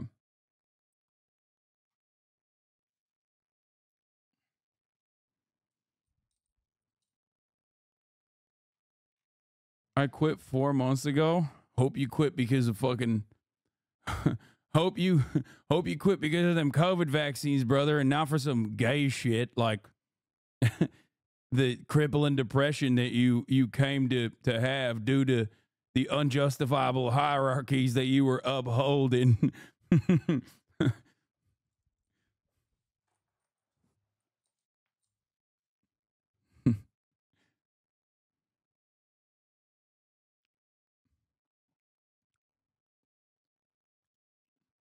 I think the one type of cop that we do have in this community are, I think, like corrections officers. We have some. As an opposite and equal reaction. Every cool thing you do has an opposite and equal paperwork reaction, right, if not more. So we do still write a lot of police reports, process a lot of paperwork. It takes a long time part of the job, a large chunk of your job. And any officer that comes in thinking, oh, you don't have to be smart to be a police officer, you got to be a very good writer. Right. Yeah. You got to do a lot of creative writing to justify the fucked up shit you did to the homeless person. You got to be a real good writer, okay? Listen, first of all, no, you definitely don't have to be good at anything to be a cop. Let's be for real, okay? And that's a minimum. And from there, you have to learn all the other technologies, be able to defend yourself, defend others, drive a police car with lights and siren on. Those things are obviously tough for some people to get down, and that's why some of our training. Dude, his world is so clouded by how dumb the people surrounding him are that he's currently describing pressing buttons. Okay? Like the most route task you can arrive at, like things that babies do, okay? He literally, you can only say this without thinking about it. You can only say this without thinking about it if you are so like centered around other cops that you think like, no, these are very important requirements for a job. Trainees don't make the process. Right, makes sense. Down below, I'm going to move this over so you can see this side. You have your standard cigarette lighter. Just gonna. Yes, Twitch streaming is a harder job than being a cop. In case you have your GPS, some officers will actually put in a GPS system and attach it to their window, because if a pursuit happens, one of the common myths is that, oh, well, if you leave Beverly Hills, you just have to stop, like the old school, you know, chase music. It cuts the chase music, you just have to stop.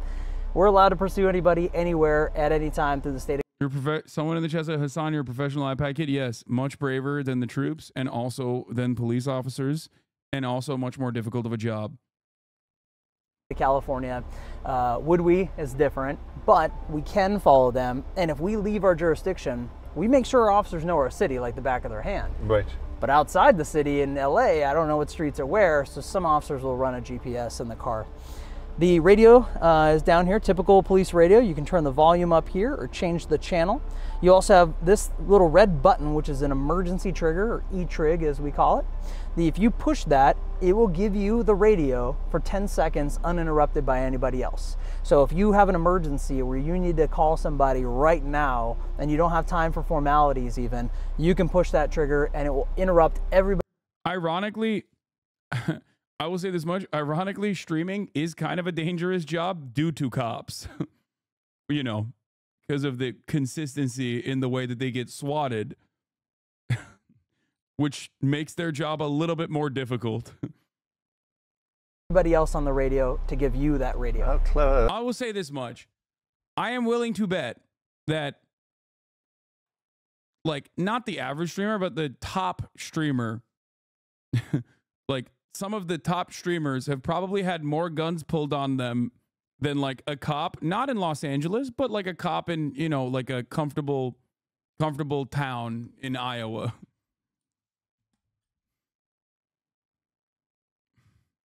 I'm having a lot of clippable moments today. I can't wait for some of these to fucking go out there. Iowa is a war zone. I'm becoming a cop to spam the radio cut button and ruin the entire operation. You make the cop's job harder. You ever think about that? I do all the time. Why are you such an Iowa hater? Ironic, because I used Iowa because not as a hater, but because it's like most likely if you live in like a rural part of Iowa, you probably have less interactions, like less altercations in general. I don't get why you're so aggressive towards cops. They are the ones keeping you safe and do so many things that we don't account for. Yeah, dude. Perhaps for the reasons that I just mentioned. They're no, dude. No, I don't. It's this mentality is just wrong. Are you saying a streamer is in more danger than a cop? No, I'm simply stating that some streamers are probably, I'm willing to bet, have had more guns pulled on them than actual cops in like a, you know, nice neighborhood, not like a, not one that is like you know, not in like a big city.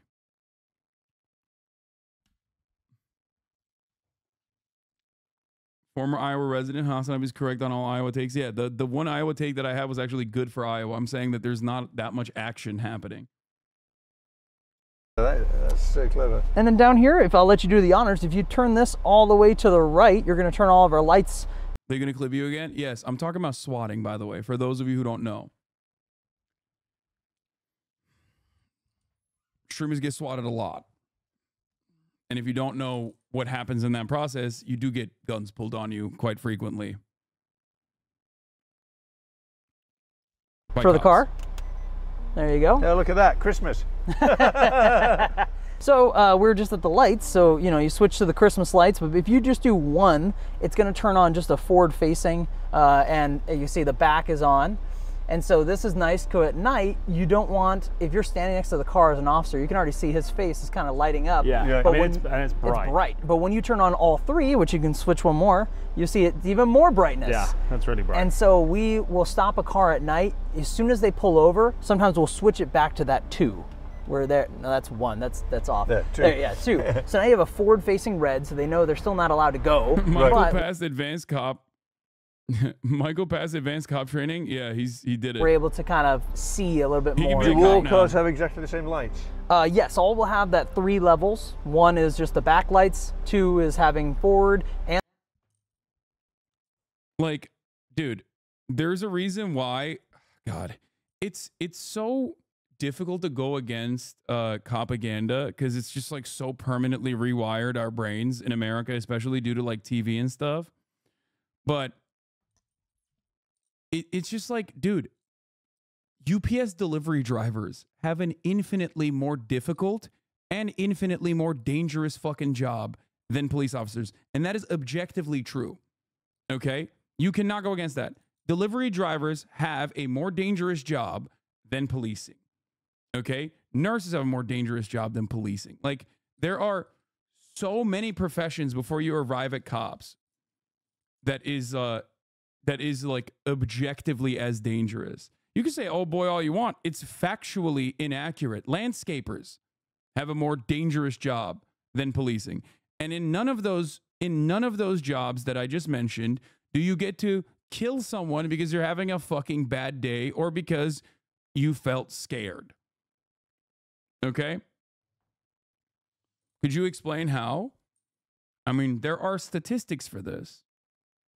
Like, a lot of people think that on-the-line duty deaths are happening due to police consistently finding themselves in like a gunfight or something, in gun battles. That's not true. Number one, fatal injury rate is 111 per 100,000 workers is logging workers, aircraft pilots and flight engineers, derrick operators in oil, gas, and mining, roofers, garbage collectors, iron workers, delivery drivers, farmers, firefighting supervisors, power linemen. That's why they got bucket bunnies. Agricultural workers, crossing guards, crane operators, construction helpers, landscaping supervisors, highway maintenance workers, cement masons, small agent mechanics, supervisors of mechanics, heavy vehicle mechanics, ground maintenance workers. Number 22 is police officers. Now, one thing you have to remember is that the number one killer of cops is not actually gunfights. Okay? It's not. It's actually it's COVID. Ironically, for the past 3 years in the making, since COVID started, it has been COVID because they just refuse to get fucking vaccinated and they're very fat.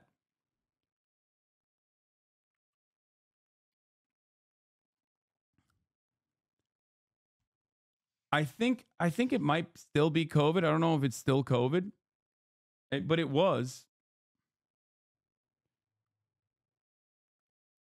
And yeah, COVID has reduced the average life expectancy of an American cop by almost 10 years.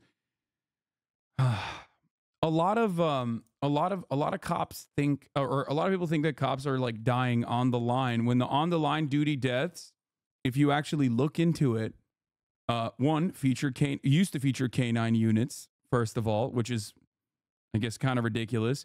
Traffic fatalities when a cop is driving like a fucking asshole, okay, and heart failure.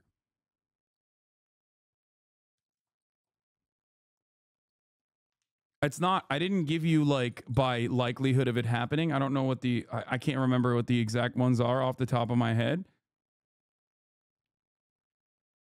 But it doesn't even break the top 20. Okay. So it's something to think about. These are per capita numbers, by the way. Show the data, newsman. We are looking at the data. This is literally the data. And that's from 2020.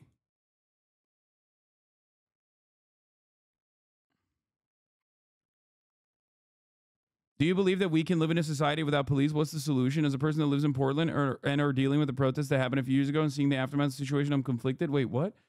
I am not I am not pro police abolition. A lot of anarchists get mad at me for saying this, but I understand structurally the necessity for an institution, whether it is democratically organized or not, right? Upholding democratically voted on justifiable hierarchies or not, some mechanism for one, solving crime, like detectives, and also two, perhaps more importantly, or not more importantly, but more commonly, a unit that maintains the presence of law and order. Okay? You need that.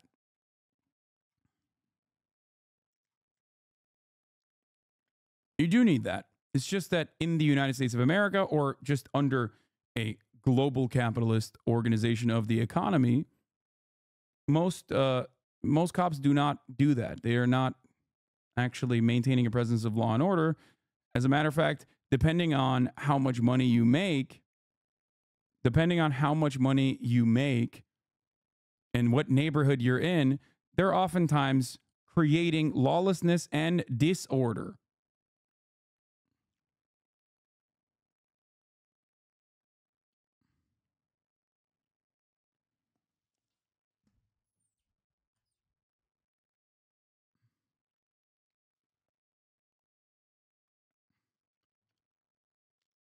You don't need that? Bring back samurais? Yes.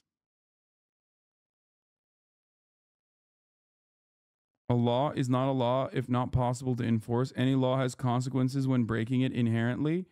Yeah, I mean, there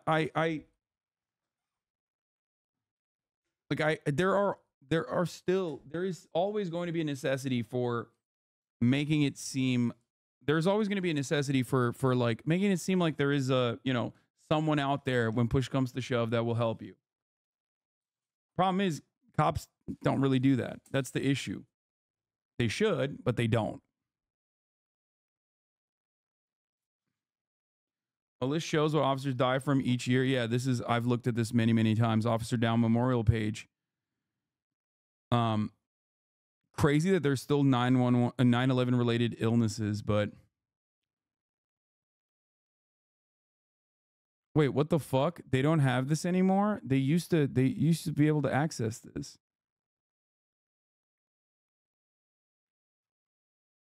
Total K9 line of duty deaths 3 gunfire.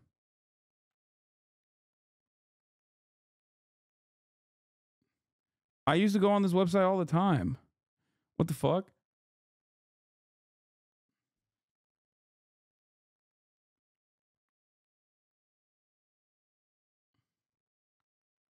Civil society requires the state to have a monopoly over violence. The issue is that the fact that the institution is capital-oriented and not community-oriented. Thank you. Exactly. I've been on this website so many times. It's crazy.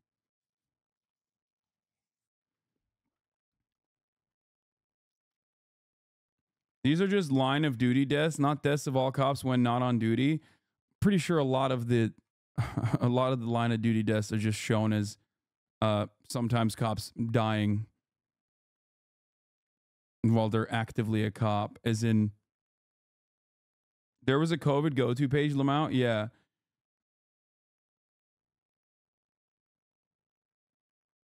And the fact that people are objecting to your very reasonable take that cops don't actually do the dangerous shit they should is insane after Uvalde. Yeah, Uvalde is one example, but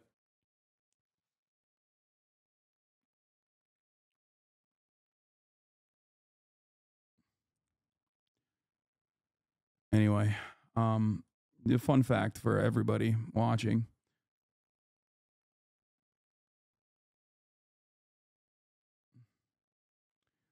All right, I'm going to go pee real quick, and I'm going to serve the 3-minute ad break, which is the most deadly thing that I do all the time. Serving a 3-minute ad break to unsubscribe people, an unjustifiable hierarchy. This is why I'm not an anarchist.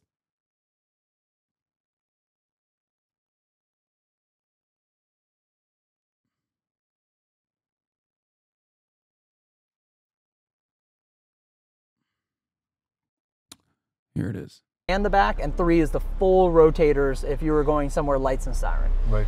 Down here, we also have the other buttons, so you can kind of get a spotlight on. You can turn a takedown light on. So if you look in front of us now, it's a lot brighter than it was. Here's the difference.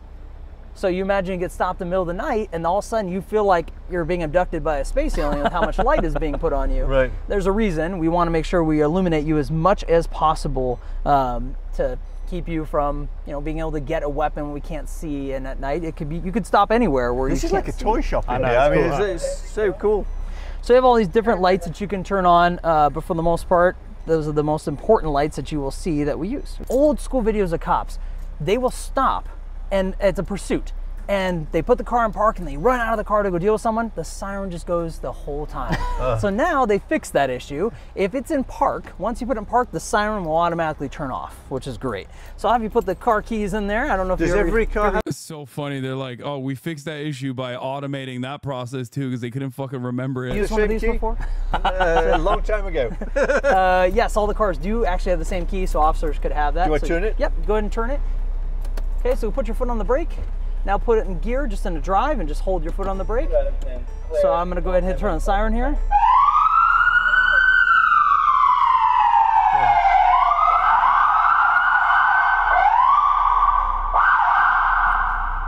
Wow.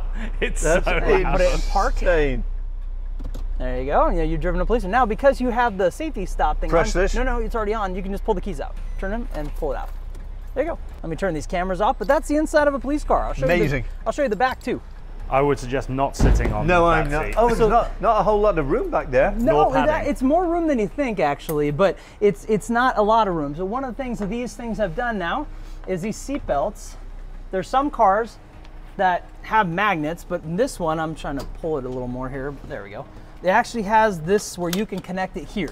Up here. So what ends up happening is I'm a bad guy and I go to get put in the car, I can easily just unclip it here and strap it here and put their seatbelt on them without having to reach over, which you can imagine could be a bad thing to do in front of your inmates. Not to mention my ear, you could be Evander Holyfield and have your ear bitten off by Tyson right here if that were to be the case. And that has happened to officers being headbutted actually in the past, where they leaned in to put someone's seatbelt on. No good deed goes unpunished. Headbutt right in the face. So wow. This has actually Things you don't surprising. even think about. Right, a lot of room actually back here, and you notice it's plastic because we can wash this out when need be. Because we've had people vomit, use the restroom, you name it. Use the restroom. Poke your head in there and have a I'm sniff. not going in there. So this one maybe not. This is one of our newer cars, so you actually probably be okay if you were to sit back here. It's not as dirty as some of the others. But it is a backseat of a police car. So not exactly the, gourmet. Not People ideal. end up back And I here. notice it doesn't have electric windows in the back. Yeah, Right, You exactly, can't do that. Ironically enough, they have those hard plastic windows there. People still try to kick them out every now and then, which It doesn't work well, but you know, some agencies use actual bars on the window. But that, you can't get through that, right? No, I mean, people have tried, and you'll dent it for sure, but you're not getting out of the car. And even if you did, you know, we're not going to stop the car and now come and restrain you. We're just going to let you do it. No. So it's very rare. And if anybody's in the back seat, we'll be standing somewhere nearby monitoring them, because we can't just leave them there and walk away, mainly because if there's some sort of medical issue. If something happens and we don't know, that delay could be deadly. So for us, we're constantly monitoring an arrestee in the back, because if they're in our care, we have to make sure they are cared for. Makes a lot of sense. Yeah. This little, you know, bread box up here has two, they look like 40mm rounds, like the sponge rounds you think about when we fire them from a less than lethal weapon. They would actually be able to launch it on a remote or from the car onto the back bumper of a vehicle that's fleeing. And that is actually super sticky, and there's no way to pull it off, basically. And that has a GPS signal sent up to a satellite, and we can follow that car without having to be in active pursuit. So a lot of the cars are being outfitted with these currently. Really, really sticky, that stuff. So when we're training on them, I mean, you touch it and you're just like, ah, get off my hand. That's so cool. So you just launch it, stick it to someone's bumper, and then go, good luck getting away. Correct. And let's say they said, you know what? Oh, I know what that is, because most criminals don't even know what it is. They could get out of the car, come back there, try to yank it off, and all they're going to do is make it worse. And leave their fingerprints on it. Yeah, good point. So they're just going to make it worse. That sticky stuff is going nowhere. And it really doesn't do a whole lot of damage to the car when it impacts. So how do they get it off? So eventually there is a way that we get it off, which there is a proprietary way to get it off, but I won't announce that just yet on camera.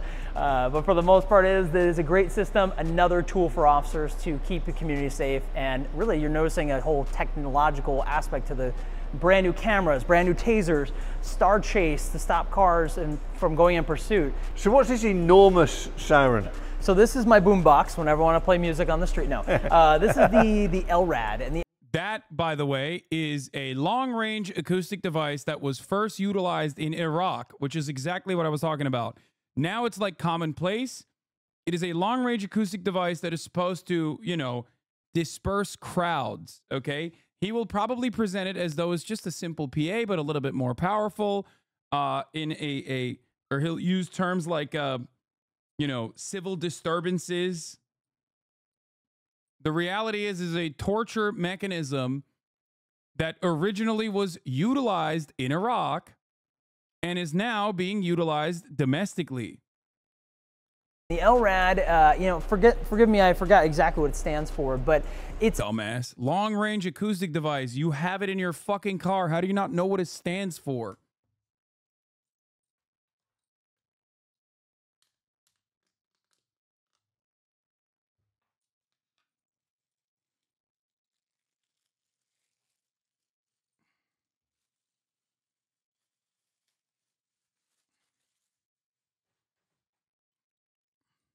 Anyway, a glorified, very directive speaker. And so if we're in some civil unrest scenario and you have a group of people that you'd like to disperse, this can either just play a normal message and very loudly, or it can direct all of that sound to like a group of people standing there. I've actually, when I was in the military, I actually was behind one of these. It was a lot larger than this.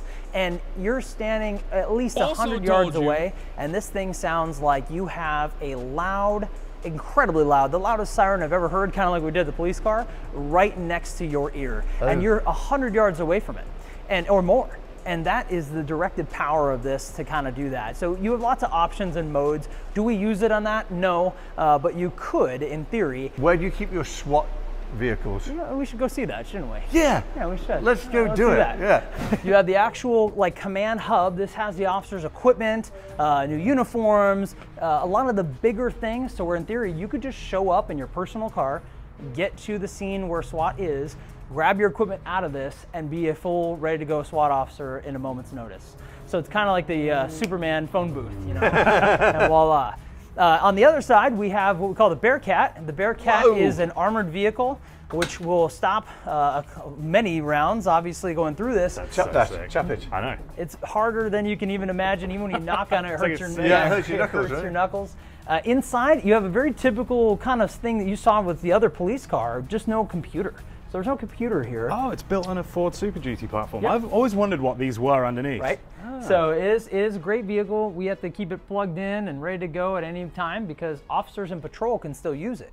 So we've had circumstances where it's a barricaded person in a vehicle, and we don't want the vehicle to go in pursuit. That's very dangerous.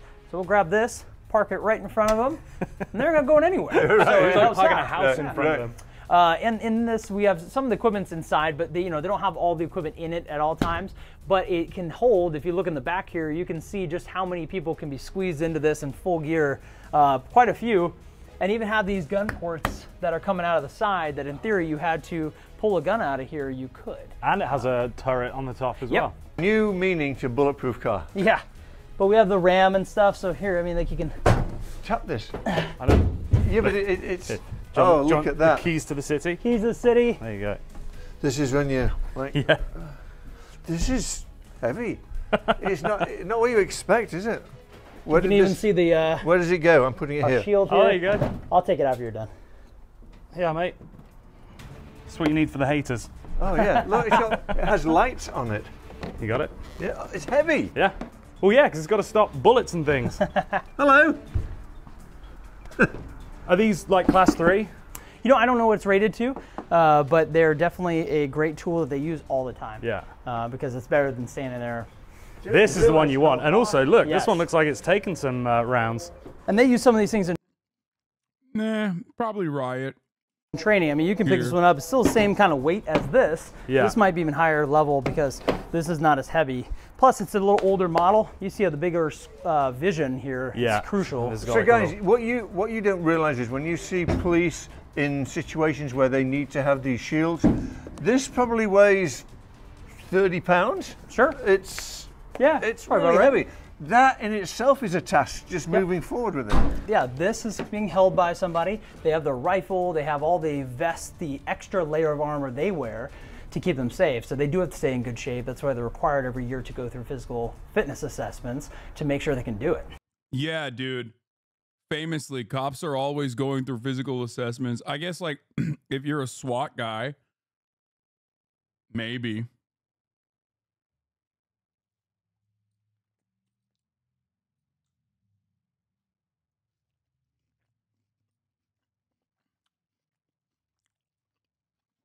I wonder why the PR guy for the Beverly Hills Police Department is so jacked. Talking about fucking physical assessments. It's like, this is the only cop I've ever seen that's fit. Wow. It's not easy. Pick this one up. So this one is lighter than that one. Yeah. But it's heavy. Yeah. Hello. So that's our SWAT stuff. There's the mobile command center is the only other big giant vehicle we have housed. Armory. Yeah, this is where they keep the larger munitions, whether that's tear gas or different weapons platforms that they don't have normally. We have a 50 caliber sniper rifle. So some of those rounds, which are not accessible to the public, obviously, Right. they keep it in here because then our average officer doesn't need those things either. So we also have our dispatch center here, 24/7, just like officers. And they have the same type of shifts that we do, and they will be in here nonstop, answering calls, and then also dispatching to any type of emergency and talking with the officers out there. So we can go inside and actually say hi to our dispatchers. Let's say hello. Hi, everybody. This is Michael. Hi. And so dispatch is kind of unique because there's a lot that goes on. You're going to hear all sorts of bells and cameras and everything else going on. They're watching cameras. You'll see more of that later on. But you see, if you count how many monitors they have 7. I don't do good public math, so I did it in advance. But you have 7 monitors that they're looking at to deal with this. The multitasking that's needed for this job is through the roof. I can imagine. Is that why they're all ladies? You know what? Smart man. Oh, I'm sorry. Well, you must be the rare one. Yeah. You're the one that all the ladies want. Okay, both of you. So on this, all these systems are, and they have to learn all this. And you think about the training timeline for an officer, it takes a long time to train an officer to be ready to go out on their own. Dispatch has to do almost a year-long process, if not longer, to learn. They got to learn. It's so funny that dispatch is trained more than a cop.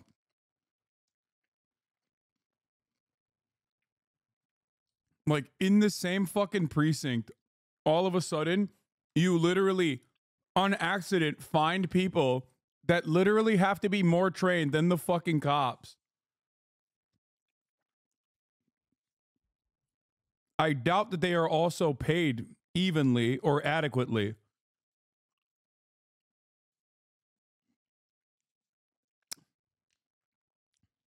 And also a harder job, by the way, than a cop.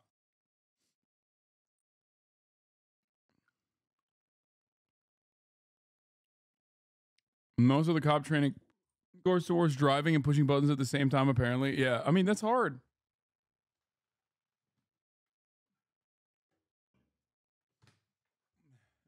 Here you go, dude. You didn't even need to fucking leave the fucking precinct. You didn't even need to leave the precinct to find a job that is more demanding, paid less, and a harder job overall than the other guys in the precinct.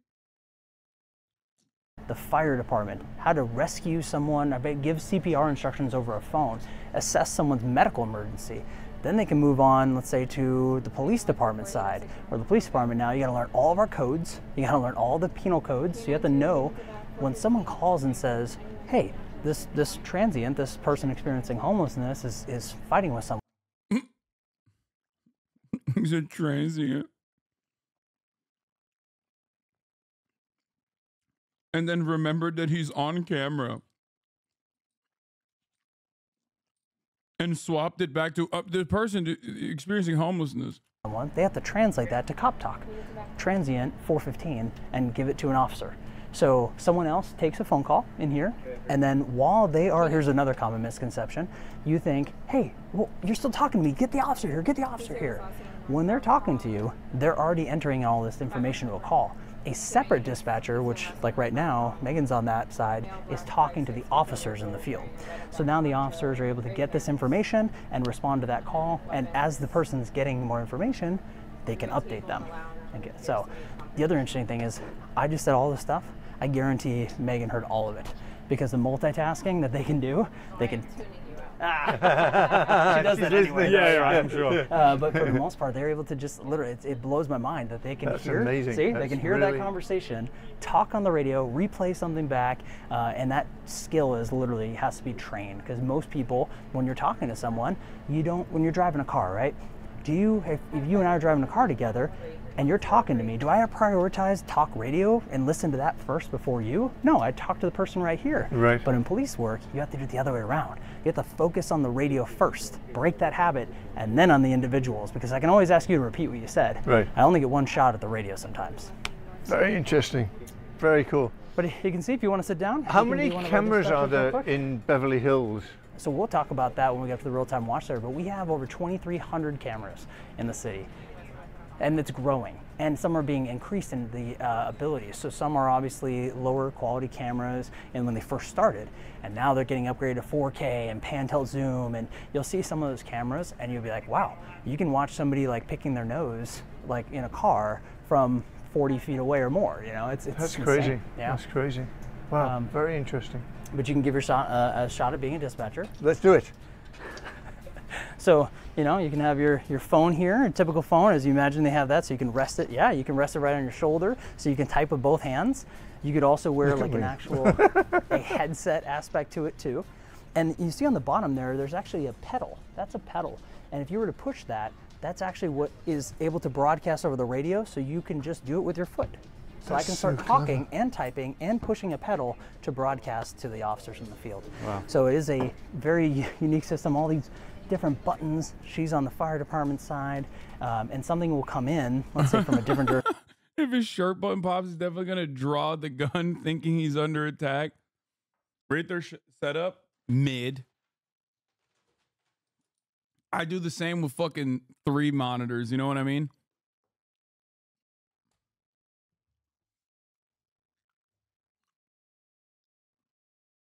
Jurisdiction, and they'll send it out to where it needs to go, or they'll have one from another place come here and then they'll deal with it.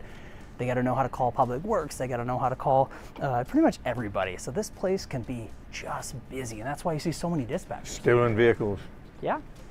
So we get stolen vehicle alerts here from the automated license plate readers from the real-time watch center, and the dispatchers will verify that plate. This is where we ignore the give it out to stolen the field vehicle officers alerts. and say, hey, this is where it just went. go look for it, and then they'll be ready for it if it turns. It's because producer Michael's manning the helm half the fucking time, it seems. This is where the dispatcher hears about a stolen vehicle, and then we make the assessment on whether or not we want to do a high-speed pursuit, which is cool, and we will always do it, versus never get around to recovering the car.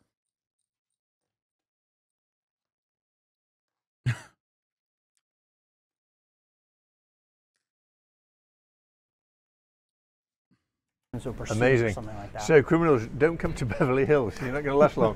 One of the things the dispatcher told me one time, what's the funniest call you've ever got? I'm like, wow, you know how we had an earthquake yesterday? I'm like, yeah. Right afterwards, someone called and asked me, when's the next one? So, you know, just they can get calls from that to the only thing they hear on the line is screaming. And you say, what's going on? And they have to stay calm and try to get this information from somebody who's just screaming. And so at a certain point, you kind of think, wow, this is a tough job, because they're sitting here maybe relaxing, and all of a sudden screaming. So that emotional intelligence of just being able to stay calm as a cucumber is another factor in this job. It is a tough job. Think about. Yes. Dispatchers, EMTs, like, those people do actually have a tough job, for the record. They do. Do you think this cop is natty? Fuck no. There ain't no cop that's fit that's natty. Harder than streaming? Yes, dude. Of course, being a fucking police dispatcher is harder than streaming. What is this question? What is this gotcha?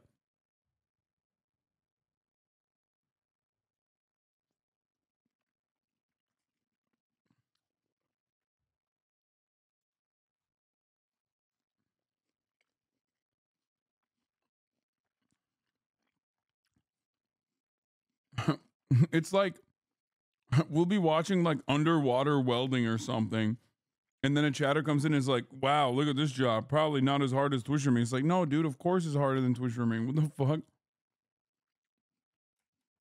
They have to turn off their human factors. Amazing. So, yeah. Amazing.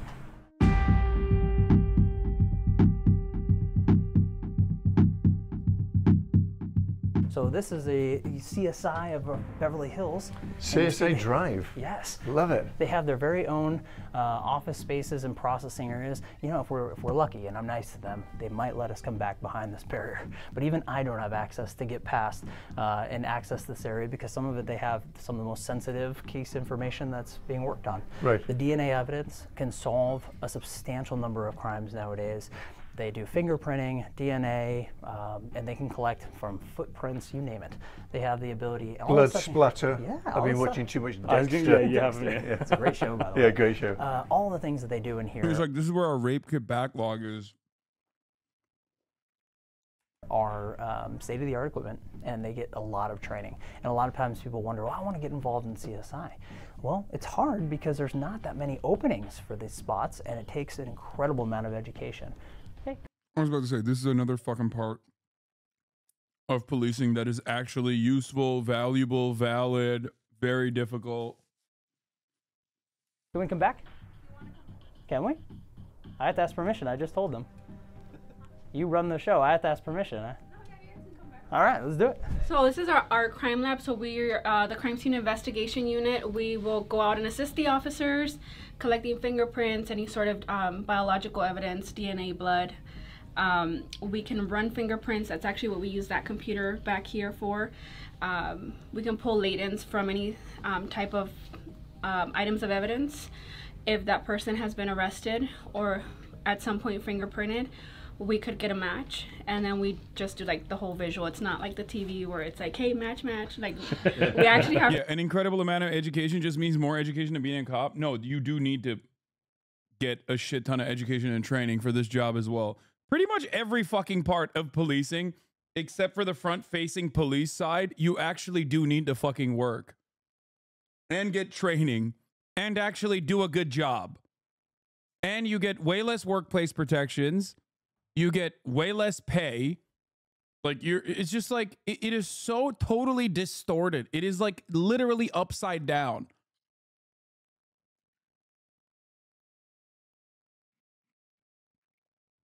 It's so fucked up. You need a master's degree in forensic science, if I'm not mistaken. Yeah, you literally need like you. I don't think you could do it with the undergrad either. But to do like the one-to-one comparisons under our microscopes and whatnot. This is where we process DNA primarily, so we can do presumptive blood tests, gunpowder residue. Anybody that shot a gun, we can collect that and then send it off to be analyzed, or DNA reference swabs for elimination purposes, or for inclusion purposes of a suspect. That way we can do just like one-to-one comparison. So we do all that here. We have our little Woody. If we have any sort of clothing that might have any sort of like bullet holes or knife marks for stabbings, we can dress him and kind of show up in what area of the body those could have been. Or if we just want to display like the clothes, maybe like something that a suspect's wearing, we can take a photo of it, and then a press release can be put out by our crime analysis unit. And then we have a bunch of like our fancy little machines. So this has light. We're able to use it like for indented writing or whatnot. One thing I've noticed, and perhaps you did as well, is that this fucking department looks barren. It looks so barren. Not a lot of busyness happening at Beverly Hills for a shit ton of the equipment that they have. Just something to consider. This system here helps us visualize any fingerprints, and we keep a lot of the supplies here for the officers. Tapes, envelopes. This reminds me of chemistry in school. Yeah. Yeah, so it's like an old school lab. We have these fume hoods that allow us to be able to do presumptive tests on drugs, and that's why the fume hood.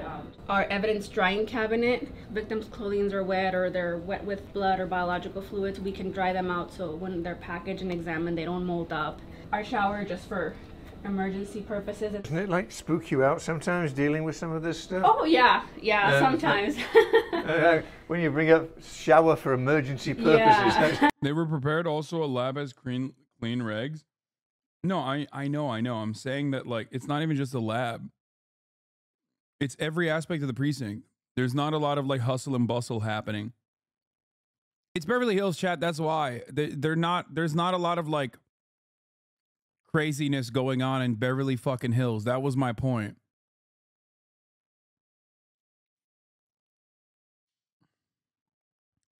It's barren because crime is now legal in California. You can't have action when you can't work. Fun fact, Antonin Scalia correctly believed that national fingerprint databases were unconstitutional and was infuriated about the decision upholding them. That he read his dissent from the bench, one of his exceedingly rare W's. It's interesting. It's like, whoa. Yeah, anytime I shower. Yeah. Luckily, we haven't had like a chemical spill or any of that, but just in case. Just in case, we've used it where we've gone out to scenes and there's, blood on the floor or muddy or whatnot. We'll, more than anything, use it to like rinse out our shoes and supplies that we have. But it's fentanyl. It's there and ready to use in case any chemical spills do happen. These two machines here can put a various amount of items of evidence in there. Put a couple drops of super glue, and the humidity will make it stick to the moisture of the fingerprints that are left behind, and it'll make like a hard plastic version of it. So they'll develop in this white residue that we see here, and then we're able to use either fingerprint powders, black, silver, or sometimes neon colors depending on the background color of our evidence, or we can use chemicals to enhance them. So sometimes we're able to lift them onto a card with some tape. Sometimes we're able to just take photographs because of the chemicals that we're using, but we're able to capture those. So we use these two for these. My favorite processing item is guns. So I've had a lot of success retrieving fingerprints from guns and magazines, and sometimes from ammunition that's been loaded. So we get like really good success with all of this, and very proactive work. We're able to get names pretty quickly if this person's been arrested with all the information that we're getting from the officers. But that's basically like the gist of it. Thank you for that. Thank you. You're welcome. Really, really appreciate it. So this is the Real-Time Watch Center, a revolutionary aspect of law enforcement where we're combining the city's technologies, which some cities have this technology. Chinese-style surveillance, brother. In smaller doses. So automated license plate readers, cameras, maybe even a drone. But we take all of that, and you can even hear our radio, or they'll pump in live 911 calls, so they'll hear it in this operations center. And as you'll notice, you have these different stations where you'll see that there are people watching the cameras 24/7. They can look for active crimes, or they can also pull back video and look for something that already did happen and find key evidence to help our investigators capture those people on the back end, which happens all the time. Our SWAT officers just served a search warrant last week relating to a robbery suspect that occurred in June. So we got all the evidence we needed by going back, looking at these type of things, gathering that evidence and building that case, and then going and knocking on his door and saying, hello, we'd like you to come back to Beverly Hills on our dime. Did you knock on it with that big key to the city we saw? Maybe. So, so they have their techniques of getting people to come out of the house. And you said there's 2,300 cameras? Yeah, and they're growing. So we have more cameras on the way, more upgrades planned, and the city continuously puts money into that aspect because it works. Is that a drone I'm seeing? Correct. So if you'll see over here, our drone operator today, Officer Givens, he's normally a motor officer who's out there writing tickets and doing things we saw in the motor bay, but he can come in here and work this as a shift. And the reason it needs to be an officer is because he has to recognize these streets from the air. He needs to know our radios. He needs to know our terminology, our lingo, and how our systems work to help officers get guided in to a suspect potentially. Damn, bro, he's looking at my house. Yo, chill. That's committing a crime. So hence why not very many people get away with crimes. He's about to drone my house, bro. Beverly Hills. Correct. So he's communicating with someone who is on top of a roof, like we had talked about, where they launched this drone. So they'll launch the drone, and then from there he can fly around, and what he's watching is a property where there's a burglary alarm. And so he's probably first on scene. There's probably no officers there yet at all. And he's able to watch the property, zoom into the backyard, as you can see here, and look and see if there's anybody trying to run away when an officer shows up. So that's the officer actually searching the property. And so what ends up happening is he's going to check the property around to look for any open doors, windows, something that is because a sign. the alarm went off. Correct. And so if they do see those signs, obviously they'll ask for additional resources. They might search the entire house looking for a suspect. If they don't see anything, everything looks secure, could be a false alarm. It happens a lot, but we have to treat every single one of them as if it's real. Right. And in those false alarms, sometimes it's set off because nobody wants to think about this in Beverly Hills, but sometimes when you're not home, mice like to take over your house, or other animals. Or, did you hear that? Yes. Even the city does have cockroaches, ironically, and sometimes there can be a large cockroach that can set off people's motion detectors. So that's a big old cockroach, right? All the time. Yes. So, yeah. So it's one of those things that, you know, you never know what the false alarm is from. It could be a faulty wire. It could be all sorts of things. But every officer, when they get on scene's got to search these giant properties, and sometimes they're huge, and it takes several officers in a long period of time to search the whole thing. So I have an app on my phone. It's BHP Alerts. Yes. And it will say investigation going on Crescent Drive. Yes. And then 3 minutes later, it'll say robbery investigation or something, and then 3 minutes later, suspect apprehended. Yes. It's amazing. Yeah, we like to give people some as much information as we can. Yeah. You know, we can't say it's Professor Plum with the candlestick in the living. I'm willing to bet they made that app because they saw that, like, those neighborhood apps that pop off led to probably increasingly positive pro-police sentiment. So they made their own app. It's great marketing. There's literally nothing better as far as marketing than Nextdoor and all of those other apps that are constantly fucking projecting, like, whatever minor crime that people suspect is a major crime half the time is occurring. Living room, but you know, we can give a lot of details to the public to stay away from here. We're searching for somebody, and once we get them, we do like to tell people. Sitting is cool though? No, it's not. Those apps are terrible, dude. I'm a firm believer that, like, the mass adoption of apps like that have caused people to think that, like, the crime panic is greater than it actually is. Two things that you have to remember. One, crime is a constant in a city, okay? You don't need to have that blasted in your fucking face nonstop. It's a constant. It's happening all the time, all around us, okay? It's happening literally wherever you are. There's definitely crime happening, possibly very close to you. Okay? The issue is, however, when you have apps like Nextdoor and all those like weird apps, it's blasting it to your face all the time, and it's also used by the most neurotic individuals who are not going to accurately report it anyway. So it creates a sense, even if you are living in a city, it creates the sense that like there is so much more crime occurring than you actually think. So even if it was like adequately reporting all the crimes that are happening, it would still make your brain go crazy. It would make you paranoid.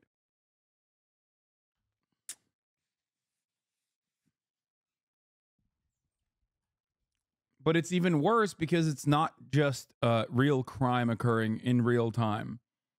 It's literally people suspecting that crime is occurring and reporting it as such.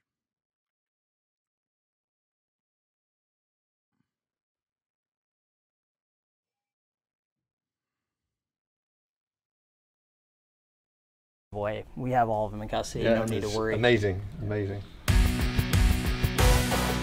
We're out here in front of the police department because there's also a special guest I wanted to introduce you to. It's one of our canine handlers, Officer Mike Downs, and his dog. Hi.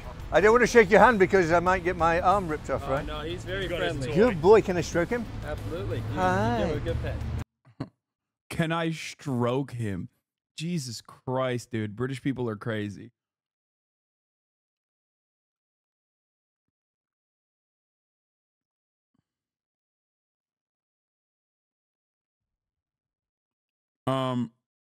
Only bad dogs are canine dogs. It's so sad that this is one of the cutest aspects, and it's literally one of the most unconstitutional, worst aspects of policing. What are you doing? As soon as the dog comes on screen, Kaya starts going crazy underneath me. Because like it is one of the least constitutional aspects of policing is that the canine units in general are specifically there to unlawfully search your car and oftentimes seize your shit. That's it. That's literally it. They have a like 87% failure rate or something. It's crazy. Their entire job is to be like, oh, this dog that I've trained to tap your car that will give me fake constitutional legal grounds in searching your vehicle has done the thing.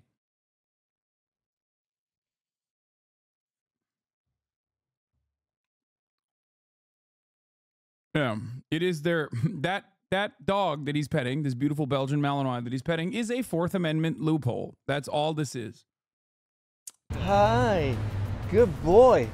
What's his name? Darko. Darko. Can I say hi? Absolutely. How you doing? Oh, he's sweet. How old is he? He is 6 years old. Oh, bless him. Turned 6 last month. Adam and I are both huge dog lovers. Yeah. They do an amazing job, and he loves you. He's a good pup. Good boy. Darko is a 6-year-old Belgian Malinois, originally from the Czech Republic. He came over to the United States at about 6 months. He is trained in apprehension and explosives detection. Wow. And did you train him? So we typically will get them trained, but we train with them pretty much weekly, if not daily, to make sure that they stay up on all the skill sets that we need them for. And this is his... Yeah, you can't not... if you're a canine unit, you have to train your dog. There's no... That's just how dogs are. You have to consistently keep training it. Even if you didn't do the initial training, you still have to keep training. Right? Yes. And he'll do anything for his toy. Within reason, yes. And within reason means apprehending suspects and explosives. Right. That's pretty heavy duty. Yeah, good dog. Can we take it? Now, that's brave. Yeah. That is very brave. Yeah, he's a very good boy. He doesn't even try. I mean, it's, oh, there we go. Yeah. He's beautiful. He's absolutely gorgeous. He's a good Want to try? I have a German Sure. Shepherd Husky Hi. mix, so Hi. I love this kind. very good. Good boy. Wow, he's got some power. Yeah. Oh, wow. And it's not even half he's not of even it. doing anything. Yeah. He's got, yeah, a little bit more than Bernedoodle, yeah. Not a lot of weight, but Wow. he is very good at what he Good does. boy. Good boy. Well, I'll hand him back to you. Thank you so much for introducing him. Really appreciate it. Thank you very much. Sergeant Newman. Call me Jeff. Jeff, this has been incredible. Great. Thank you so much for this pleasure. incredible tour. Guys, make sure you follow BHPD on Instagram. They have an amazing Instagram, and you learn more about the BHPD Police Department. It's just incredible. It really is, and this has been an experience. My dad was a cop. He got in trouble for ruining several police dogs. He kept giving them treats, so when they saw him on scene, they wouldn't work. They just begged my dad for treats. That's awesome. My bottomless hate for police and corrupt executive branch versus my unconditional love for dogs. Yeah, no, straight up. I just, that dog is a good boy. I know that he does a lot of fucked up shit, but he is a good boy at heart. This is propaganda and it works on me. I'm not even kidding. As soon as I see a dog like that, I'm like, God damn it. Fuck. I drop everything, okay?